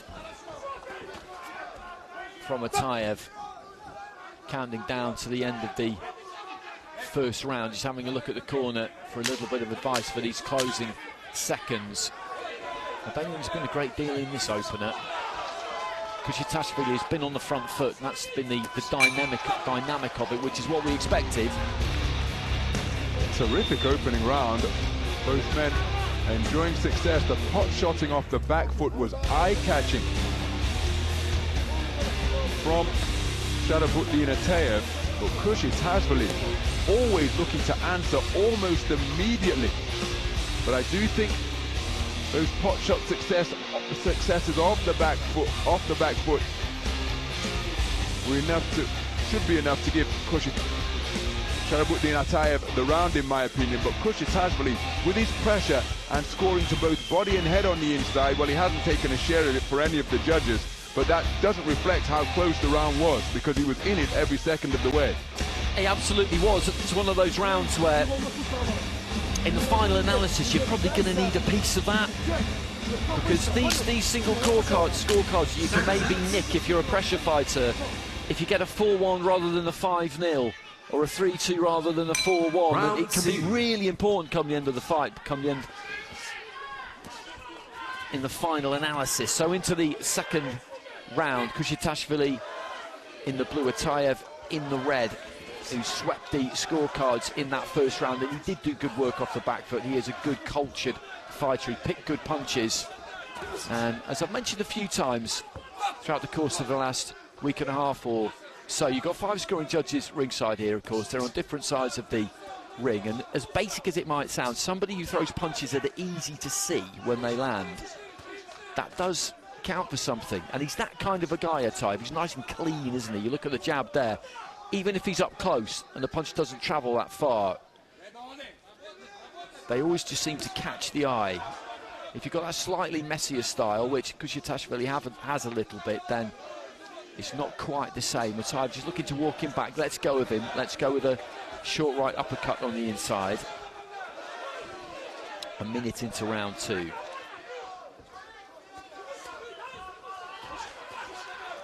Again, just a little uppercut there from Atayev as Khudoian continues to try and stick it on him. Nice combination.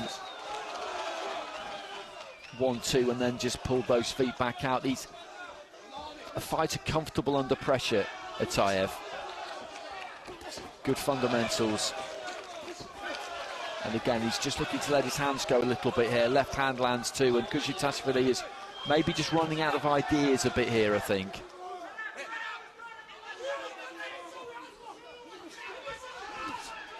Long right hand from the Georgian, but he hasn't landed too many of them.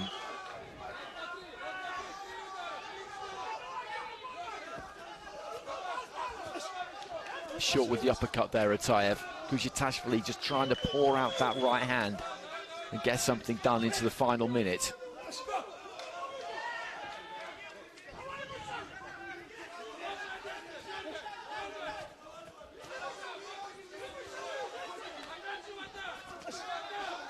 Good right hand from Atayev, just thrown off the back foot as he was giving a little bit of ground.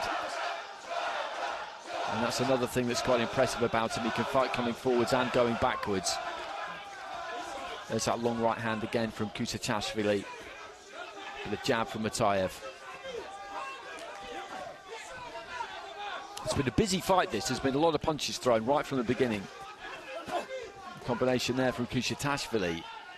You just see that mop of hair of Atayev just shake as the punch was absorbed. Final 10 seconds of round 2. Atayev, remember, with a 10-9 sweep of all 5 cards in the first round, and then off the back foot just throws that right hand slightly over the top there. Atayev, Khudoian just trying to work those hands, and again he's bringing maximum work rate there, but Atayev's just a bit too cute for him. Couldn't agree more. Really interesting round that, because there appeared to be a passage of the second at around the midpoint when Atayev began to get on a front foot and push this man back. And you mentioned it during commentary that he appeared to be fading, but to his credit, he responded from that point and had a better second half of the round. Now, I don't think it's enough for him to take the second round, because prior to that change in dynamic, the crowd here at the Dubai Duty-Free Tennis Stadium were almost entering football mode with cries of ole, ole, because that's how much success Atayev was enjoying. Khudoian bit down, fought through the fatigue that must have been enveloping him, and he finished the round strong. Not as effectively as his work in the first. He hasn't taken a share of the second, but the fading that appeared to be grabbing him in the start of the second round, he did bounce back, and that's good to see. But now he's got to overcome a 2-point deficit for all 5 judges. He does, and that is a mountain to climb. He's going to have to win this round very clearly,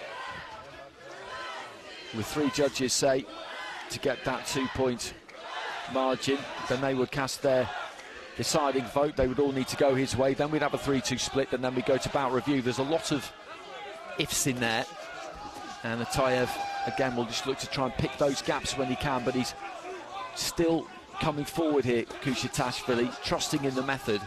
Atayev trying to land that uppercut, was short with it, walked onto a jab and a right hand there. He's got that kind of angular physique, Khudoian, really wide, broad shoulders. And then just tries to shoulder his man off slightly there. The referee's never going to like that. Just turned southpaw briefly there, Atayev, or rather just stepped into a southpaw lead, I think. Pretty quickly got his feet back orthodox. At no point has Khudoian really been able to get on top of Atayev to the extent that he's letting his hands go and Atayev really is just tucking up. He doesn't do that, Atayev. He's always got something to throw, and that's why building that flow against him is just a very hard thing to do, because you find yourself disturbed by what he's landing. He's comfortable up close in the heat of the fire, and just past the halfway stage of round 3, and the chance of Russia go up around the stadium, which they have done pretty much all week, and with good reason, because it's been a pretty spectacular showing from the Russian fighters so far. Khudoian just walking onto a lead left hand there as he came forward. And some big names in the house. We've seen Denis Lebedev, Artur Beterbiev here as well. Evgeny Tischenko, Igor Makontsev, we've seen knocking around during the week, Olympic gold medalists for Russia. And more good work there from Atayev.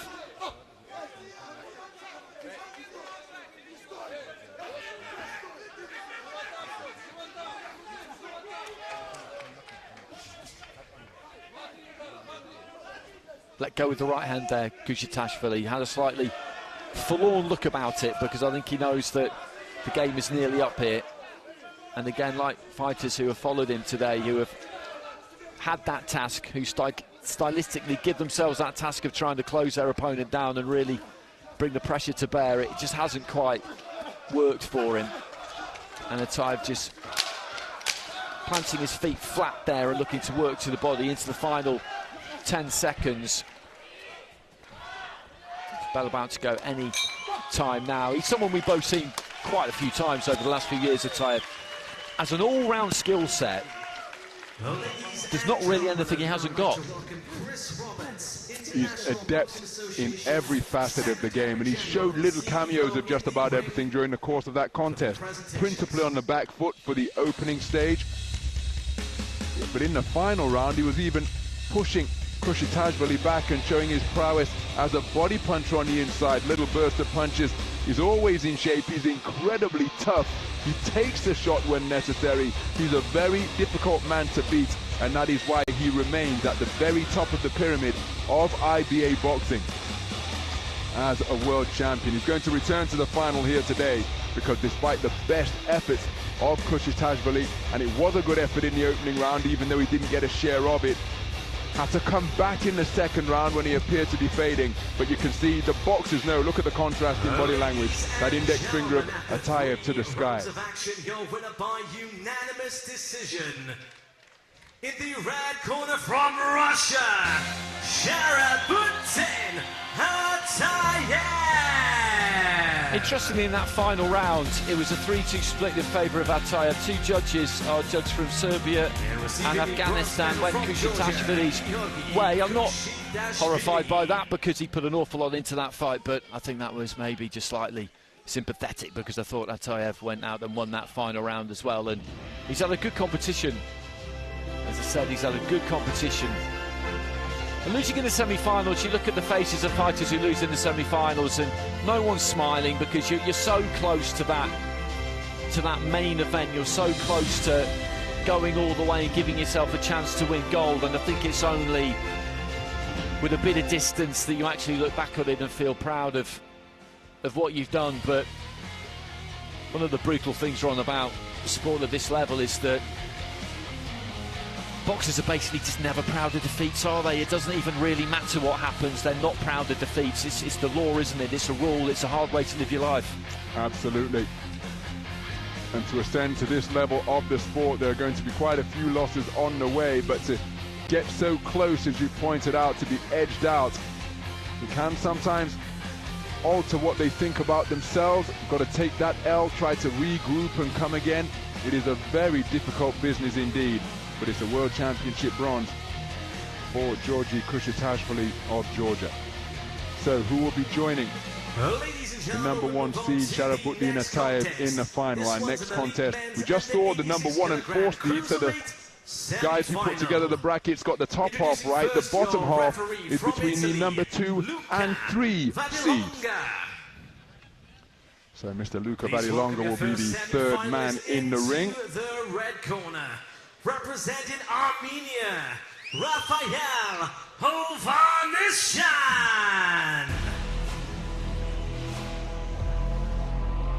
And here comes the tournament number 3 seed, Rafael Hovhannisyan, 24 years of age, 2022 European champion at the event that was in the capital of his hometown, Yerevan, Armenia. At last year's, or the last edition of the World Championships in Tashkent, he was a quarter-finalist, so he'd gone at least one better. And at the quarter-finals here, he prevailed over the tough, highly skilled 2-time Olympian from Ecuador, Marlo Delgado, in a contest that was really hard fought. Delgado, a really active 86-kilogram cruiserweight, and he prevailed on a 4-1 split. Well, as for Alexei Alfiorev, the tournament number 2 seed is seeking a return to the World Championship final, because Andy Clark and I were ringside at what was then the Stark Arena in Belgrade when he was outpointed by Robbie Gonzalez in one of the best World Championship gold medal bouts you could ever hope to see. Filled with incidents, filled with drama, he came away with silver on that occasion. He's the current European Championship silver medalist because he was forced to retire at the end of the first round against the man who had just booked his place in the final, and that's Sharafutdin Atayev of Russia. So here comes Alexei Alfiorev, who has been sensational so far in the quarterfinal. His battle against the king of the African continent, Kabeji Peter of DR Congo, was absolutely sensational. He took an 8 count in the second round because Peter was docked a point in the first for not keeping his head up, lost that first round unanimously, came out gangbusters in the second, gave his man an 8 count, but Alfiorev still prevailing on a unanimous point decision win. But it has been a hard tournament for him from a physical standpoint. His round of 16 victory over Parviz Karimov of Tajikistan was absolutely wonderful to behold.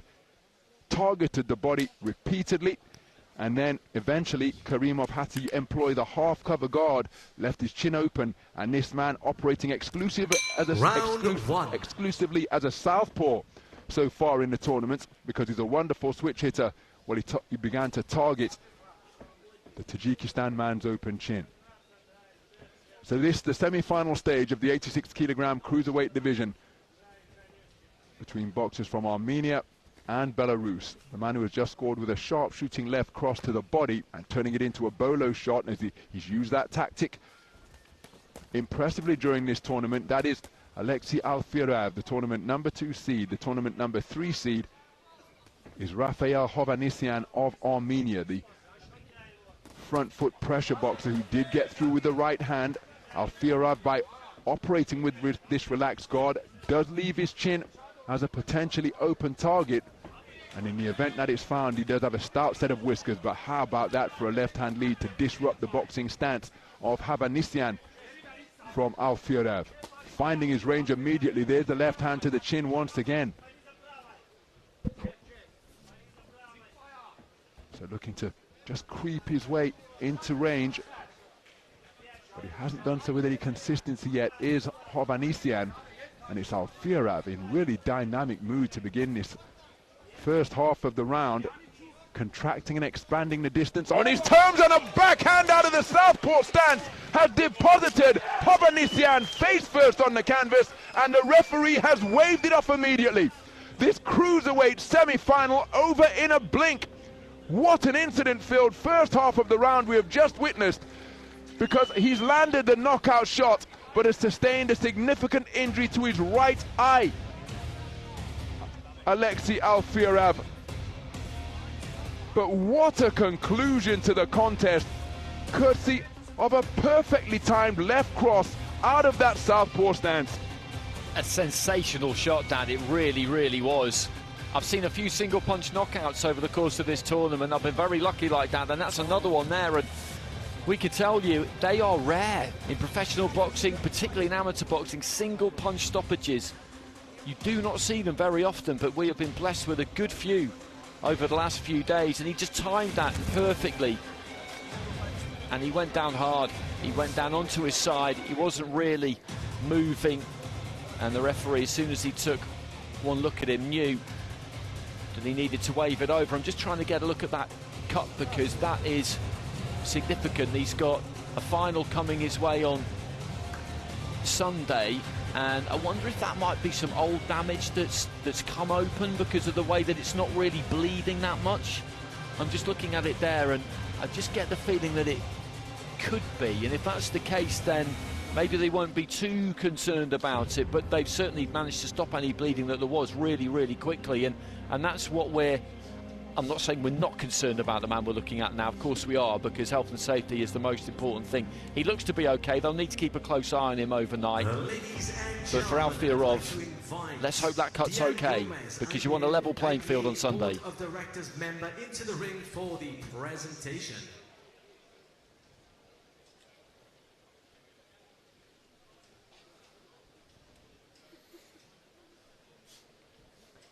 So there's a bit of a closer look at that injured right eye. Nice to see that respect between the two boxers in a cruiserweight semi-final that has been brought to an end in the most emphatic fashion. Ladies and gentlemen, referee Luca Vadilonga calls stop the action at 1 minute and 28 seconds of round number 1. For your winner by knockout and advance into the finals. In the blue corner from Belarus, Alexei Alfirov! So Alexei Alfirov, the tournament number 2 seed, goes through to his second World Championship final to face off against Sharabuddin Atayev, a familiar rival, the tournament number 1 seed, as Rafael Hovhannisyan receives his World Championship bronze. He's gone better than the quarter-final run in Tashkent 2 years ago, and he's got a global bronze to add to his European gold. Good to see that he's okay and moving around under his own coordination. He'll be bitterly disappointed, but I hope he can reflect on what has been an outstanding tournament with immense pride and build on it for the future. Only 24 years of age, and he's an immense talent. But Alfirov will be going through to the gold medal bout to give us number 1 against number 2 in a rematch from big time finals. It's such a brutal way to lose.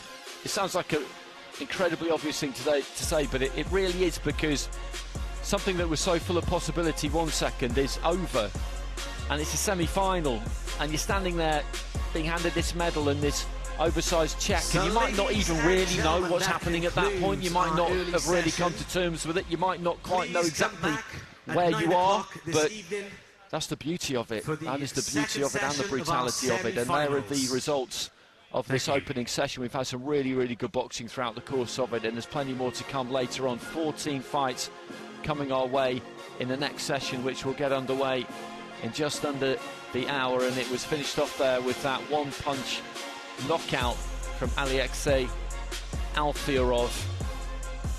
Well, I hope you've enjoyed that opening session. We certainly have.